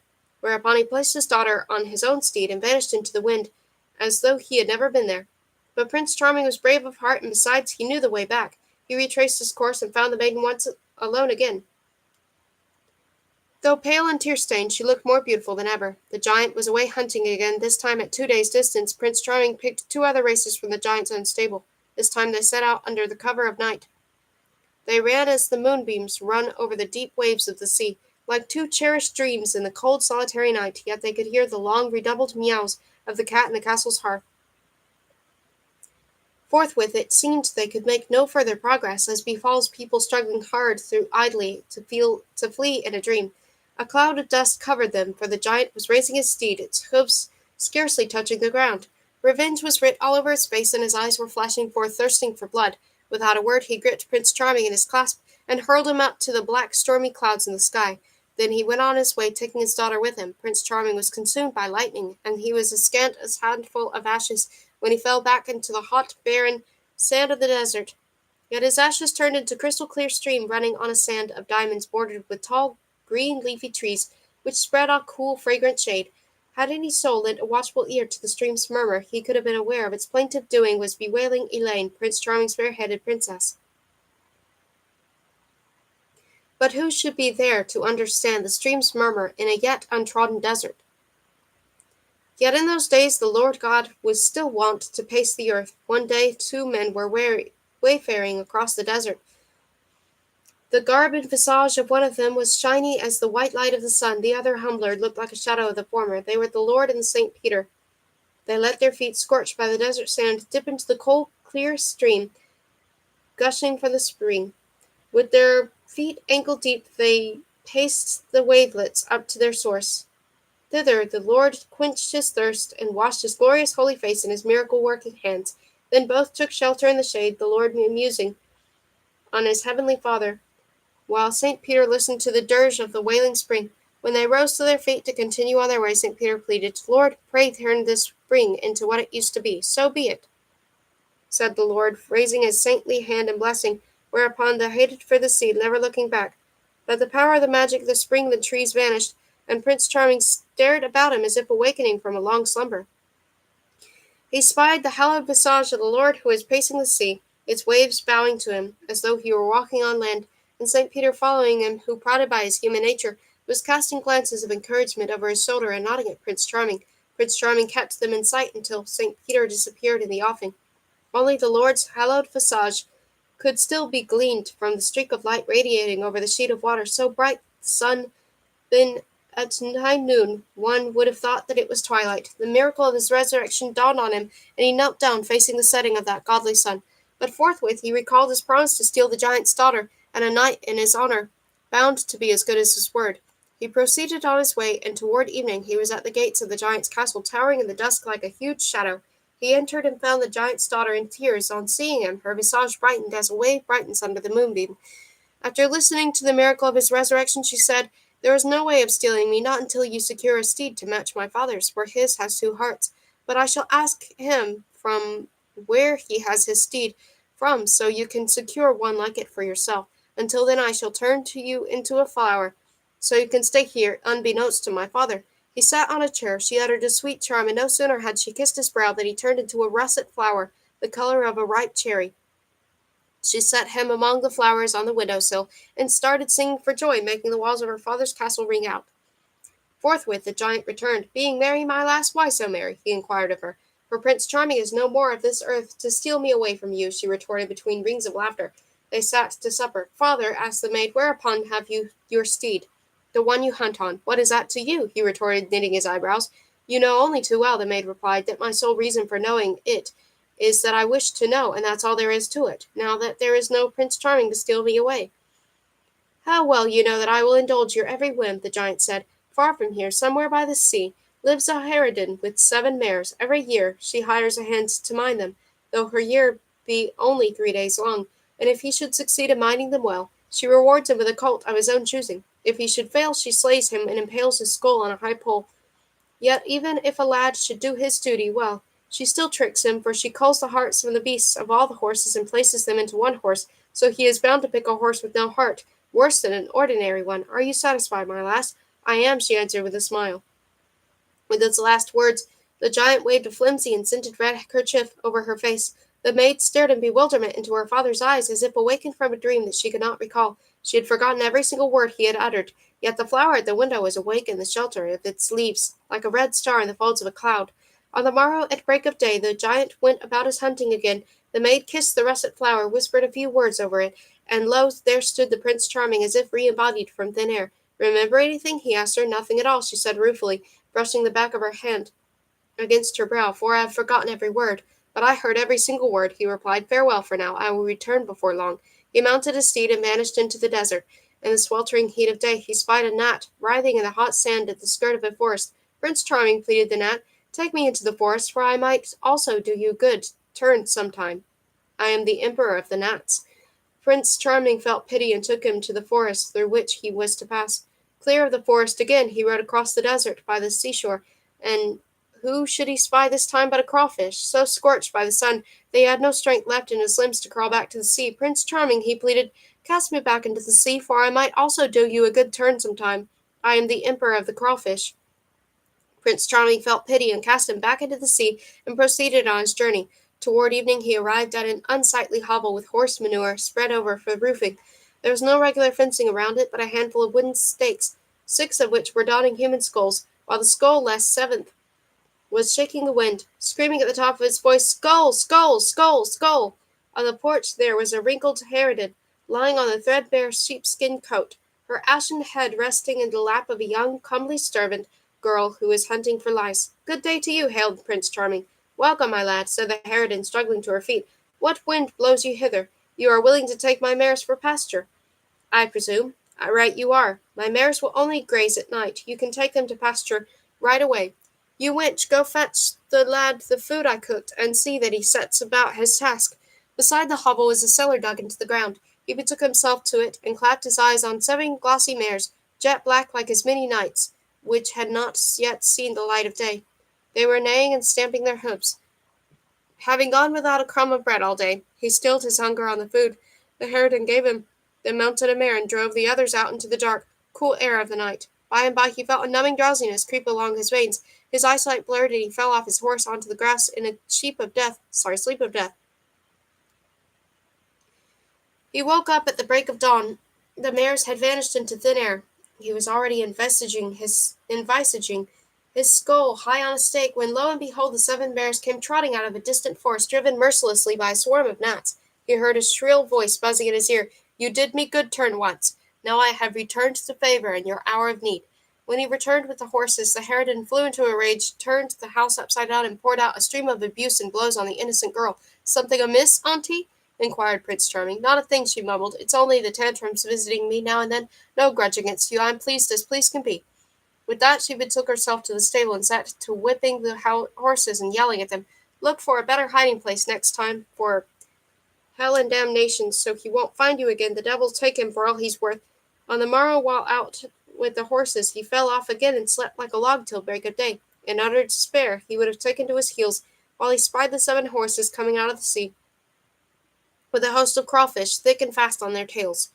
You did me good turn once. Now I have returned the favor in your hour of need. It was the emperor of the crawfish. He drove the horses home, and the same scene ensued. The day the harridan's servant girl came to him, took him by the hand, and told him under her breath, I know you are Prince Charming. Forbear from eating the victuals the harridan cooks for you, for she mixes the herb of sleep in them. I shall cook other victuals for you. Stealthily the girl cooked other victuals, and toward evening, when time was due to drive the horses to pasture, he felt his head uncommonly clear. Next night to midnight he returned home, stabled the horses, locked them in, and entered the room. A few coals were still glowing on the hearth under the cinders. The harridan was lying in a low chest, her limbs still as the sleep of death. He took her for dead, and set to shaking her, yet she stayed stiff as a log, and showed no sign of life. He woke the girl, who was sleeping on the hearth. Alas, he said, your harridan has given up the ghost. Puff, she dead? Not likely, she replied with a sob. True enough, she might look dead to the moment. It is midnight, and a numbing sleep seizes her body, yet there is no knowing at what crossroads her soul might be keeping watch, or what deadly witchcraft she might be fostering. Till the cock crows for dawn, she is wont to suck the blood of the dying, or gaunt the soul of the wretched. Brother, when your year is up tomorrow, please take me with you, for I may serve you in good stead. I may see you through the many dangers the harridan has in store for you. She produced a whetstone, a brush, and a handkerchief from the bottom of an old wreck of a chest. On the morning of the morrow, Prince Charming's year was up. The harridan was to give him a horse and let him resume his journeying. Having given him their lunch, the harridan left for the stable and culled the hearts from the chests of all 7 horses, only to stow them in a 3-year-old weakling, all skin and ribs. Prince Charming finished his lunch, and, goaded by the harridan, followed her to pick the horse for the play. For his pay, the heartless horses were glossy and jet black, whereas the 7-hearted colt was lying in a corner on a heap of dung. I will have this one, said Prince Charming, pointing to the weakling. For shame, I won't have you leave here empty-handed, said the shrewd harridan. Take your rightful due, my lad. Choose one of these beauties. It is more than you deserve. My mind is settled and my choice is made, said Prince Charming resolutely. The harridan gnashed her teeth in rage, yet she held back the flow of her words, lest the venom seething in her evil heart should find vent out of her battered mill of a mouth. As you will, she mumbled at last. He mounted his horse and his mace on his shoulder. The expanse of his sand seemed to draw aside as he was darting through the air, quick as lightning, his steed's hoofs raising eddies of sand. The runaway girl was waiting for him in the forest. He took her up on his steed and kept it a swift gallop. Night had flooded its chill black air over the earth. My back is burning, the girl cried out. Prince Charming glanced over his shoulder. He spied 2 immobile red-hot eyes in a whirling green cloud, whose spidery beams were piercing their way into the girl's insides. Throw the bush back, said the girl. He did as he was told. Forthwith they beheld a forest sprouting forth behind them, dark and tangled and vast, resounding with the fluttery rustle of leaves and the howl of ravenous pack of wolves. Straight ahead, Prince Charming spurred his steed, who darted forth like a curse-chased demon through the darkness of the night. The pale moon was careening through the hoary clouds, like a smiling visage in a blurred, idle dream. Prince Charming kept darting forth with never a moment of respite. My back is burning, cried out the girl, with a long suppressed moan after a vain struggle to hold her pain in check. Prince Charming glanced over his shoulder and spied a big hoary owl in a cloud, her red eyes flashing forth 2 bolts of lightning. Throw the whetstone back, said the girl. Prince Charming did as he was told. Forthwith a huge mass of rock, grey, straight, and unscalable, soared for the ground, a terrifying giant with his head towering over the clouds. Prince Charming was whizzing through the air as if shooting down from the vault of heaven into a bottomless abyss. This was no ordinary flight. My back is burning, the girl again cried out. The harridan had pierced the rock, and was squeezing through the hole in a whirl of smoke, its forepart blazing like a live coal. Throw the kerchief back, said the girl. Prince Charming did as he was told. Forthwith they beheld a vast, clear, and deep sheet of water stretching along their track, in whose golden translucent deep the silvery moon and fiery stars were swimming. Prince Charming heard a charm pervading the air, and turning his gaze up toward the sky, 2 hours away, somewhere in the vault of heaven, old Midnight was gliding along the blue on her wings of brass. The harridan, swimming for her life, had hardly reached the middle of the white lake when Prince Charming hurled his mace up to the clouds and hit Midnight right on the wing. She shot down to the dirt, heavy as lead, and gave out 12 groaning cloaks. The moon had hidden her visage behind a cloud, and the harridan, overcome with heavy sleep, sank into the bewitched, unfathomable deep. A tall black tuft of weeds sprouted in the middle of the lake out of her hell-bound soul. We are rid of her, said the maid. We are well rid of her, repeated the 7-hearted steed. Master, the steed added, you have hit Midnight, forcing her to fall to earth 2 hours ahead of time, and I can feel the sand stirring under my hoofs. The skeletons buried by the eddy of the desert scorching sand are making ready to rise and head for the moon for their feasts. It is a dangerous time to travel, for the poisonous and chilling breath of their souls could slay you. So you had better snatch some sleep while I return to mother to let her suckle me at the white flame of the milk of her teats. May I become beauteous and glossy again. Prince Charming followed his advice. He dismounted his horse and spread his cloak out on the still hot sand. Uncanny to behold, the girl's eyes had sunk deep into their sockets, the bones of her body and the cheeks jutted out, and her skin had turned bluish, and her head was as heavy as lead, and ice cold to boot. What is ailing you? Prince Charming asked her. Nothing, not a thing, she said in a faltering voice. She lay down on the sand, seized by a fit of trembling. Prince Charming unharnessed his steed and lay down on his cloak. He fell asleep, but though as he was awake, The lids of his eyes turned flaming red, and it seemed to him he could spy the moon looming larger and wafting down toward the earth like a silvery and saintly city hanging from the sky and quivering in a halo of light, with lofty white palaces, with thousands of rosy windows, while from the moon a majestic bridge was unfolding itself to the earth, covered with silvery gravel, studded with stardust. Tall skeletons were writhing out of the sand of the vast desert, their skulls hollow, wrapped in long white cloaks woven of sparse silver yarn, letting their bones, bleached from dryness, be seen through. They were crowned with rays of long gilt thorns, mounted on skeleton horses. They were advancing in a low-moving pageant, in long files, moving streaks of silvery shadows, climbing the path to the moon and disappearing into the marble palaces in the city thither, through whose windows a serene music was wafting out, the music of dreams. Then he seemed to spy the girl beside him, rising so slowly, her body dissolving into the air, leaving the bare bones fleshless and wrapped in the silvery cloak, pacing the shiny path to the moon. She was heading for the misty kingdom of the shadows, whence she had come to earth, summoned by the harridan's witchcraft. The lids of his eyes turned green, then black, and darkness took over. When he opened his eyes afresh, the sun was high in the sky. There was no trace of the girl, only the steed was neighing in the barren desert, beautiful and shiny as if he was thirstily drinking in the golden light of the sun, of which he was now having his first glimpse. Prince Charming bounced astride, and hardly had he spun a few happy thoughts when he reached the giant's crenellated castle. This time the giant was hunting at a distance of 7 days. He set the maid on his racer. She threw his arms about his neck and let her head rest on his breast while the hem of her white gown was brushing the desert sand in their flight. So speedily were they racing that the desert and the waves seemed to be running, while they were standing still, and ever so faintly they could hear the cat exerting all his 7 heads in long meows. Rambling in the woods, the giant heard his steed neigh. "What's amiss?" he asked. "Prince Charming is stealing your daughter," the magic steed replied. "Can we overtake him this time?" the giant inquired in surprise, for as far as he knew, he had settled his accounts with Prince Charming once and for all. "Not this time, I fear," replied the steed, "for he is riding a brother of mine with 7 hearts, and my 2 hearts are no match for him." The giant stabbed his spurs into the ribs of his steed, who, though seeing stars before his eyes, darted forth like a whirlwind. When spying Prince Charming in the desert, he said to his steed, "Ask your brother to hurl his master up to the clouds and come over to me, for I will feed him on walnut kernels and water him on fresh milk." The giant steed neighed the master's words across to his brother, and the latter pressed him on to Prince Charming. "Ask your brother," Prince Charming said to his steed, "to hurl his master up to the clouds, for I will feed him on glowing coals and water him on blazing flames." Prince Charming's steed neighed his words across to his brother, and the latter hurled the giants up to the clouds, which turned into a stately palace of grey marble. 2 sky-blue eyes darted forth forked bolts of lightning through 2 rifts in the clouds. They were the eyes of the giants, banished into the kingdom of the air. Word had spread abroad of Prince Charming's death, so that when the good tidings of his return was received, the day sprinkled festive light about the air, and the people gathered to wait for him, their voices hardly above a whisper, as a field of wheat will rustle under a breath of wind. But how had the Princess Elaine spent her lonesome days and nights in the meanwhile? No sooner had Prince Charming departed than she secluded herself in a garden surrounded by a lofty iron fence, and lying down with her head in a flint boulder, she gave in to her sorrow over a gold lemire placed at her side, shedding limpid tears like as many diamonds.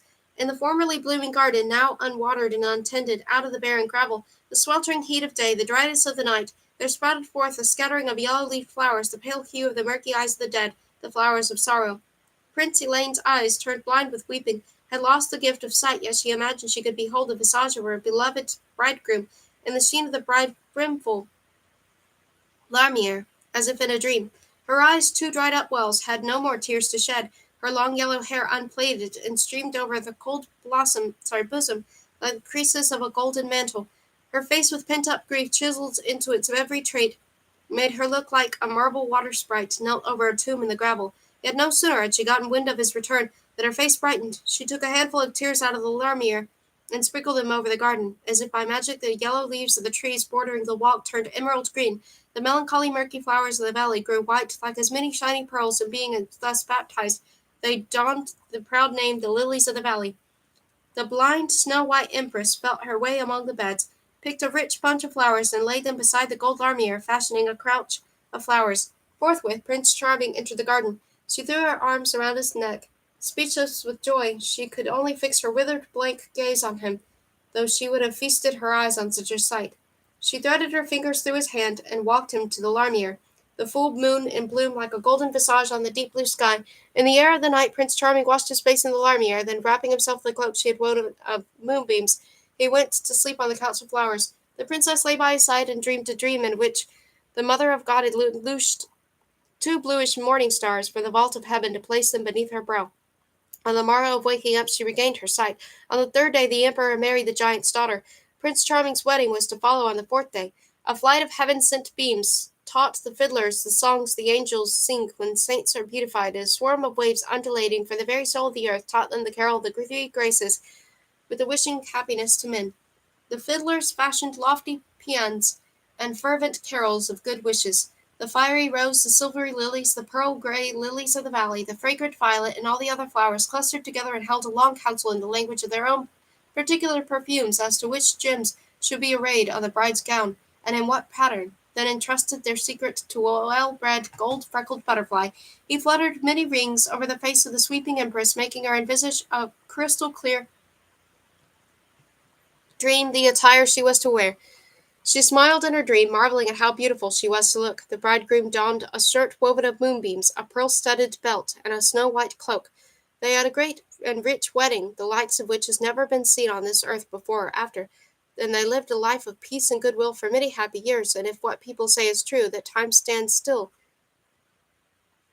for fairy princes, they might be living still. Translated by Yuan Georgia.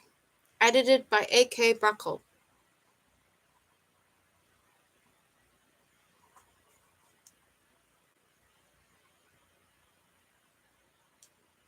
Poor Dionys. And likewise, if I were to close one eye, my hand would look smaller than when keeping both open. When I have, so were I to have 3 eyes, I should see it larger still, and the more eyes I were to have, the larger everything about me would look. Yet born with a myriad of eyes, offspring of some colossal creatures, their size in direct ratio to mine, they would look to me neither larger nor smaller than they would now. Imagine a world shrunk down the size of a rifle ball, and everything in it shrunken accordingly. The denizens of such a world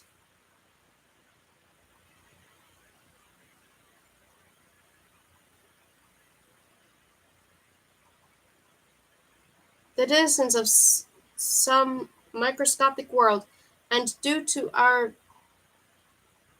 eyesight, it is that we perceive of this particular size.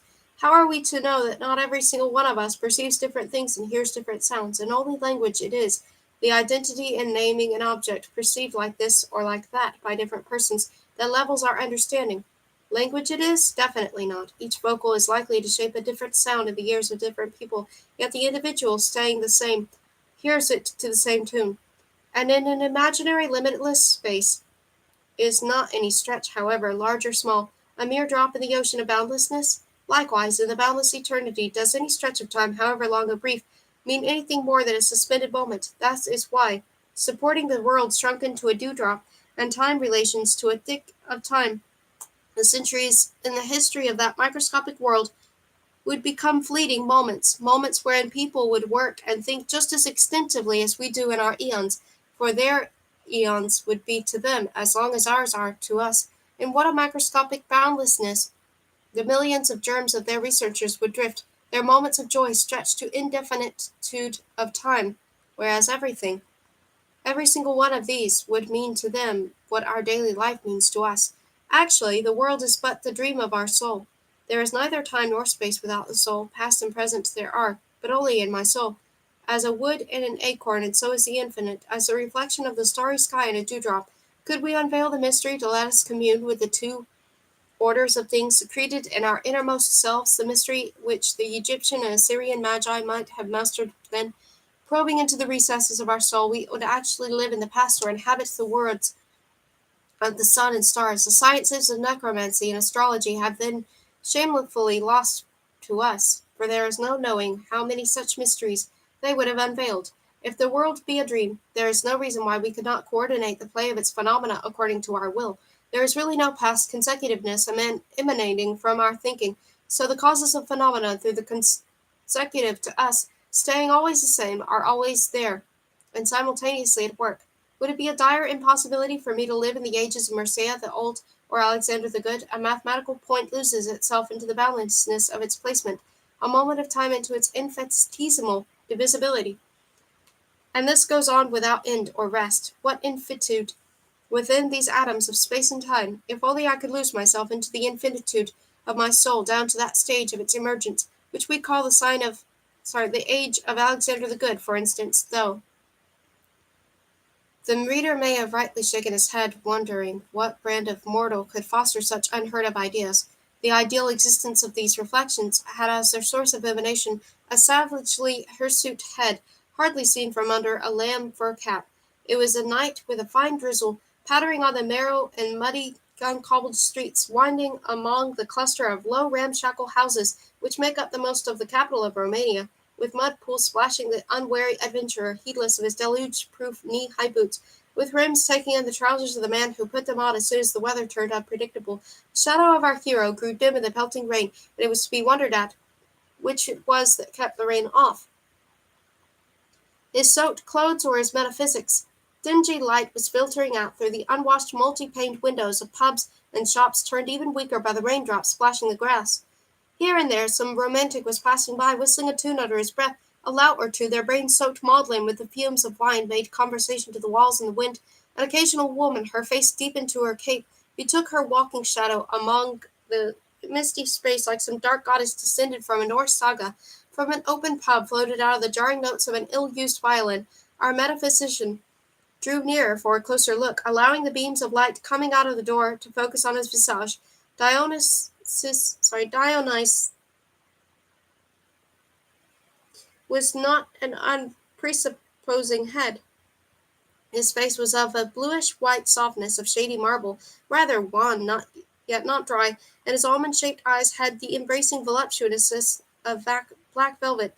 They set to swimming in their sockets when a gentle, though candid smile lit up his visage at the spectacle he was contemplating. What was going on? A gypsy urchin, his undersized head in a hat whose stretched-out flaps made it a fit symbol of boundlessness, with boots that could take his whole body, with a great coat falling down to his heels and obviously not made for him, was ill-using a sparsely haired bow, while his dried-up fingers were pinching off key strings, resulting in an uncanny squeal, and a spindly Hungarian, his bare feet in large straw-stuffed slippers, was trotting on the dirt floor. However unsightly this spectacle to the aesthetic sense of the wayfarer, it had an unexpectedly welcome influence for our hero. Shaken off from the high horse of his metaphysical imaginings, noticed at last that the rain had soaked him through. He entered a nearby coffee-house to dry his clothes. On taking off his fur hat, he revealed the smooth, white, perfect arch of his brow, going well with his very handsome looks of my hero. His longish hair fell in black in tresses, yet its unkempt dark dryness made a pleasant contrast to the lad's fine, sweet, and childish face. He hung his greatcoat on a hook, and while relishing the flavor of a Turkish coffee, his soft, shiny eyes wandered back into the purposeful dreaminess that is at times so becoming to boys, for gravity will always make a winsome contrast to boyish countenance. Within these smoky walls, whereupon the odor of tobacco, the rattling of domino players, and the regular clang of a wooden grandfather clock had left their imprint, a few slumbering lamps were burning, scattering forth yellow streaks of light through the stuffy air. Dionys set to penciling a mathematical calculus on the old table of polished wood, often smiling to himself. He had a quite candid smile, sweet one might call it, though toned down by some deep-rooted melancholy. At his age, melancholy is the token of orphans, and an orphan he was in existence, as there are so many in this country, without hope of an inborn unpracticality to boot. In the introduction to these lines we have unveiled some of the musing to which he was wont to devote his time, and no one goes so far with such brains, especially when poor, and Dionys was as poor as his church mouse. The predispositions of his nature made him still poorer. He was young, he had not turned 18 yet, so much the worse for that expectations in life could he nurse. Barely earning his life as a scrivener, he set to schooling himself by fits and starts, and this freedom of choice in items of culture predisposed him to read whatever accommodated the propensities of his own soul. Things mystical and metaphysical, hair-splitting attract his magnet-like thinking.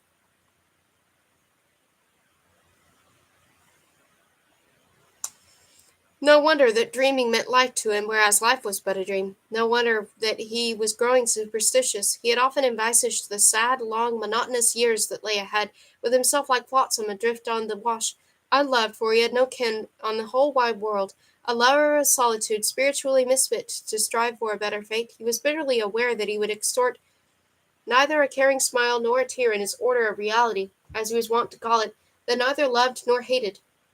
He would pass out like a spark no one cares about, not a soul. His hermitage, a dark, cobwebbed cubbyhole in the archives of bookkeeping office, and the idle live and let live atmosphere of the coffee house were the innards of his life. Not a soul to inquire whether he possessed a heart, whether he would care for smart attire, as so many children were asked, or whether he would wish for love. Love, the mere thought made his heart throb. How he would love! If only he could prostrate himself in worship of a maiden reciprocating with her own heart, he would imagine that silvery shadow with white visage and golden hair, all ideals being fair-haired, and almost feel her warm, narrow-shaped hand in the grip of his own, her eyes melting to tenderness under his kisses, his soul being life thawing away while feasting his eyes on her, forever feasting his eyes on her. At a scattering of tables there were foursomes of gamblers, with dishevelled hair, holding their cards in one shaking hand, snapping their fingers with the other before laying the stakes, speechless lips moving, and gulping noisy mouthfuls of coffee and beer in front, some show of triumph. Over there a man was chalking the green cloth of the billiard table. Another one, top hat tilted back and hands clasped at his back, a long cigarette hanging from his mouth barely sticking to his lips, was gasping at the portrait of Dmitri Zabalkansky, hung on the smoke-covered wall with real interest or just for the heck of it. The grandfather clock, the faithful interpreter of time, clanged its metal tongue 12 times to let uncaring people know that the 12th hour of night had petered out. Dionys made himself start for home. Outside, the rain had abated, and a wan, cold moon was drifting among the meshes and waves of bluish-black clouds. In the center of an untended garden, where the pigweed and other weeds had overgrown to greenish-black thickets, a derelict house was looking out through its cracked window-panes, its moss-grown, rotten eaves shining as rime in the cold moonlight. A flight of wooden steps led to its upper floor. The large jar on the balcony upstairs was swinging to and fro on its only hinge. The steps were rotten and blackened, some were missing altogether and rocked under the skip of every other step, and the wooden balcony groaned and rocked under the weight of one's footsteps. He negotiated the wilderness of the garden and the run-down fences and climbed the stairs with sprightly steps. All the doors were open. He entered a large, high-ceilinged, sparsely furnished room. The walls had turned black with raindrops trickling in from the attic, and the whitewashing had caught a slimy film of green rot. The window sills had given in under the weight of the old walls. The grills had been broken with their only rusty roots showing out of the rotten wood, and the corners of the ceiling supported by long rafters. The spiders were going about their silent and peaceful work. In a corner of the room, on the bare floor, several hundred of old books were slumbering in random stacks with their Greek lettering bright with Byzantine wisdom. There was a bed in another corner, in contraption of a few boards sat on two horses spread over with a straw pallet and a red quilt. In front of the bed there was a dingy table, the top of which, turned ruddy with time, stenciled in Latin and Gothic lettering, were sheets of paper, verses, tattered newspapers, and short-lived pamphlets that were handed out gratis. A truly ungodly disorder. The moon was pouring down her fantastic light by the window, bleaching the floor chalk white. The moonlight reflected by the windows painted two silvery squares on the bleak walls. The cobwebs were shining gaily in the moonlight. Above the books, slumbering in their corner, rose the angel-like shadow of a man. A book supported the full-sized bust of an 18-year-old boy, his hair dark and long, his lips thin and rosy, his face flawless and marble white, his eyes large and blue beneath thick brows and dark lashes. The blue eyes of the boy were so shiny, so deep and clear, that they made a spectator warm up to their innocent, tender, rather feminine look. Though the portrait of a manly-clad person is delicate, white, and small hands, the finely drawn, dewy, shiny, and soft pallor of his visage, his unfathomably deep eyes, his smooth, girlishly narrow brow, his longish, wavy hair might have led one into taking him for portrait breathing lifelike in the light of the full moon, and his eyes dazed with superstitious foolishness, he uttered quietly in a tear-choked voice, "Good evening, Papa." The shadow seemed to smile in its wooden frame, so I drew closer and kissed the portrait's hands, face, lips, and bluish, glowing eyes. Deep in love with a long bygone being, he would have had this cool moonlit night stretch into eternity with this sweet, incomprehensible, yet so blissful madness lasting forever. So it was on this figure, a mere portrait, that he focused his love. So much shape had this wretched, wasted life. Truly, it was his father at his age. His mother, a pale, tall, fair-haired woman, had often told him about his father, lost while still a child among the lower classes by some whim of fate, unfathomable, keeping to himself the secret of his name. He found lodgings with an old priest who had a daughter, Maria. They fell in love. Day after day he kept giving her his word that the secret of his soul had come to be unveiled, and that he would make her his spouse, and that the bright future was to be her reward. Up to the day when he received a letter sealed in black, he opened it, read it, and tore it to pieces. As far as she could make out, the torn pieces put together again and read it like a copy of a will. He passed away in an insane asylum, pale and mute, his expiring breath seemingly set on taking with him some dreadful secret. Dionys came into the world as the fruit of their love. His widowed mother brought him up as best she could by the work of her 2 hands, fine ladylike ones at that, her pale visage, her dark soft eyes, showing tenderness and understanding only to her 2 wards, himself in the portrait. Since early boyhood he admired the beautiful eyes of the portrait, glittering lifelike in their sockets. How good-looking my papa was, he would say with a smile, and his mother, on hearing the words, would dry a furtive tear. His eyes, see the look in his eyes, Dionys? I see, mamma, those eyes. Had you only seen these eyes once in your life, you would have imagined seeing them afresh in each bluish morning star, each blue wave, through each rift in the clouds. How beautiful the boy was, and how young when he passed away. Beauteous have his eyes stayed in the dark mist of my thoughts, like 2 bluish stars, only 2 twinkling on the dark dome of heaven between the rifts of the clouds. Then she would hug, fondle, and kiss him. Save the black eyes inherited from her, he was his spitting image, the boy's in the portrait. She pampered him. What else was she to do? She loved him so. With him as her only joy in a life, without hope, expectations, or satisfaction, she experienced neither pain nor joy, but those of her child. Her very soul was but a sad, shady reflection of his childish soul. Every conceit the child devised in his naive mind, words and dreams alike, were nourishment for whole days of her life, and for whole days she could ponder on some chance remark uttered by his playful lips. One day, however, wont to be bedridden, she passed away. In her coma she nestled her child's hand against her breast, nigh to her heart, to warm it, a symbol of her whole life. Thence his appearance and his smile had acquired that gentle shade of sadness which made him so attractive and irresistible to the unexperienced boarding-school girls. Yet it did not even cross his mind that there might be someone to love him. No one had except his mother, for how could they love him, so lonely, so poor, so futureless? Has not every man, he thought, a family, friends, kinsmen, and servants to love all but me? I shall die the way I have lived, with no soul to mourn me, as no soul has ever shown me love. The moon hid her face behind a black cloud, splintered apart by 2 long red flashes of lightning. The house fell into darkness, and both shadows, that of the portrait on the wall and Dionys' tall one, vanished. He lit a candle. Let us now have a look at the dire poverty half disclosed by the beams of a tallow candle shoved into the neck of a bottle for want of a candlestick. What a lair! And this was the room wherein he saw both summer and winter in and out. In the bitterest cold of winter the rafters of his room would splint, the firewood and the stones would crack with a groan, the wind would growl through the snow-laden fences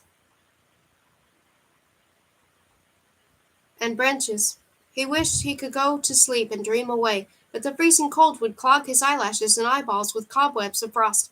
To cap it all, his coat was fabric rather than fur, frilled at the hems and frayed at the elbows, so the wind itself seemed to laugh at his expense. People would gape at him with a leer. Yet would you imagine that at such moments, during the endless frosty winter nights, he would be complaining? He felt at home. A long train of humorous imaginings would flood his brain, as eerie and impossible as can be.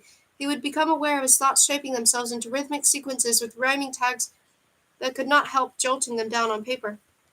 The empty bottle of all things, leading him to melancholy reflections, for a candlestick is serving my dear old big-bellied bottle, and the tallow of the candle sizzling burns with sizzling dyes. In this penury, O minstrel, raise the songs unto the skies. Money I've not seen for ages, I've not washed for weeks in my throttle. For a cigarette, a kingdom. The snow-bringing clouds I'll pamper with chimeras, whence the window in the tempest knows no rest. Cats are wailing in the garret, turkeys with benumbed crests strut about the courtyard, brooding in a melancholy temper. Breath like steam allays the coldness, my fur cap is pulled tighter o'er my eyes, as to my elbows, much indeed for them I care.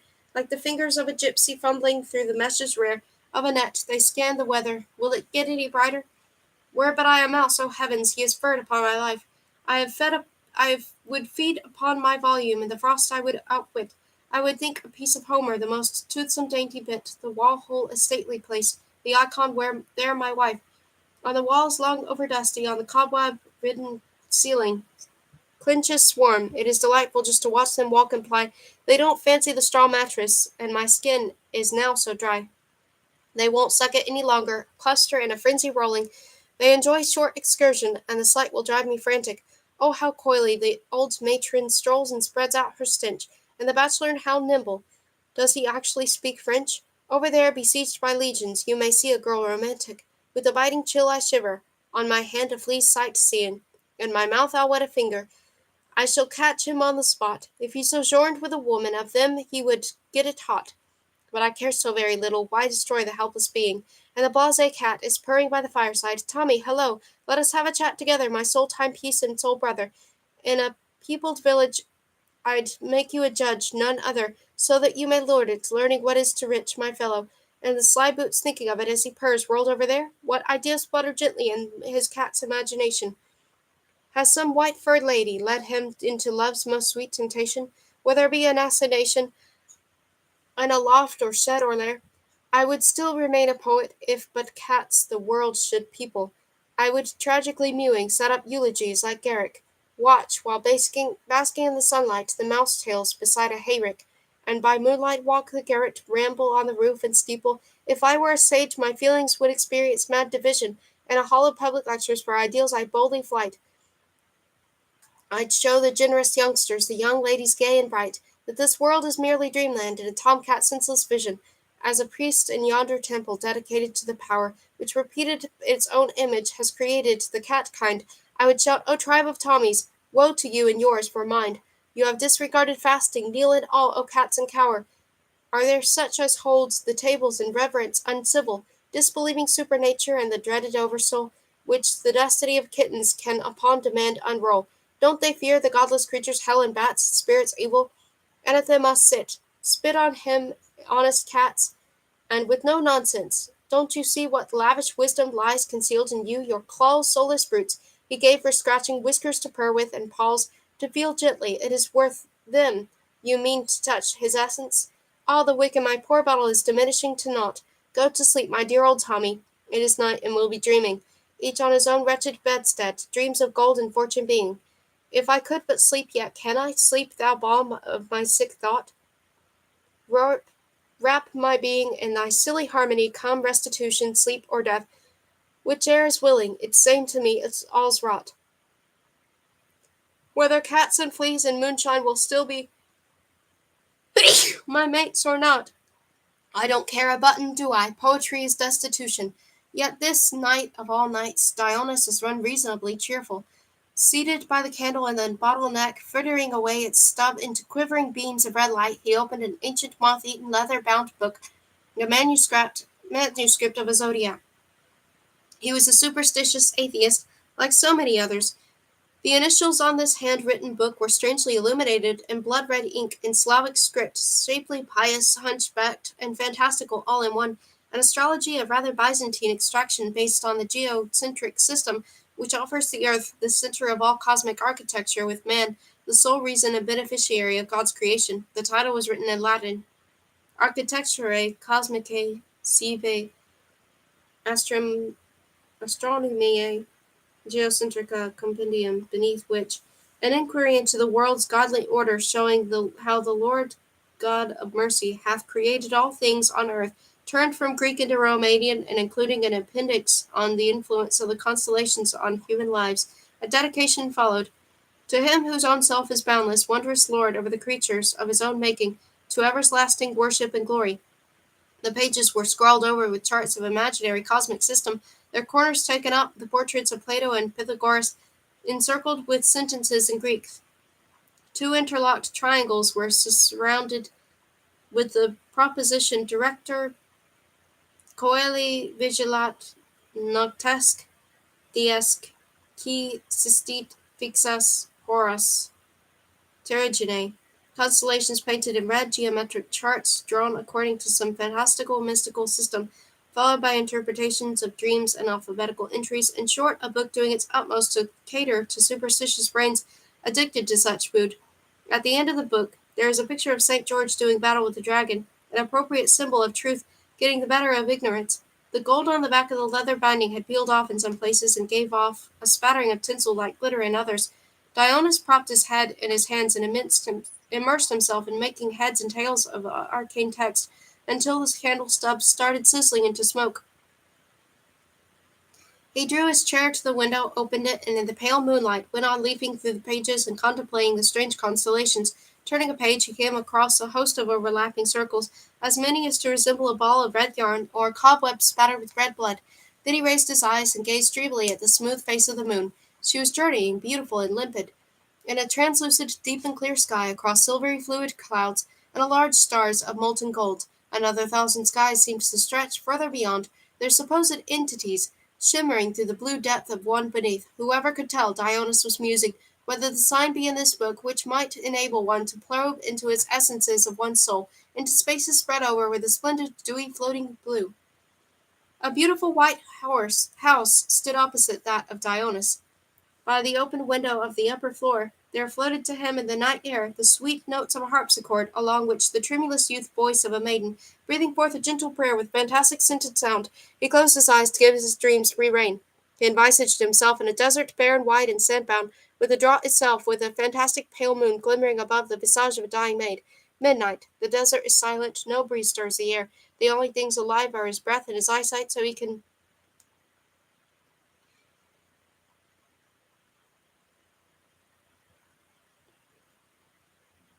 spy high up in the sky a white angel kneeling on a silvery cloud, his hands joined, chanting divine, deep, tremulous prayer, a maiden's prayer. He half opened his eyes and beheld beyond the open bow window a brightly lit drawing room, a youthful maid, a white gown flowing about her, enthralling the keyboard of a responsive piano with her thin, long, delicate fingers and accompanying the gentle sounds of some divine score with her sweet, tender voice, as if the genius of Shakespeare, the divine Briton, had breathed out into the world another lunatic angel, another Ophelia. He closed his eyes afresh and kept them closed until, back in the wide desert, the white palace merged into the silvery cloud and the youthful maiden and the kneeling angel. Then, forcing his eyes to close tighter, he drowned his dream into a sea of darkness, shutting out the images, yet could still hear the receding farther and farther away, like a dim memory, the prayer of a maiden. The music had long ceased, and he, a wilful prey to his imagination, still kept his eyes closed.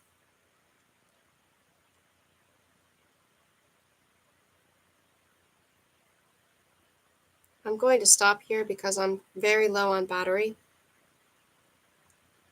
But I just want to say, I see that it says my live chat is currently unavailable.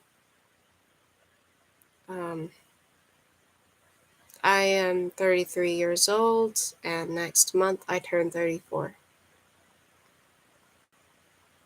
It is discrimination on YouTube's part to keep doing this, turning off my live chat, just based on the way my face looks. And the fact that I have a youthful appearance, it's wrong.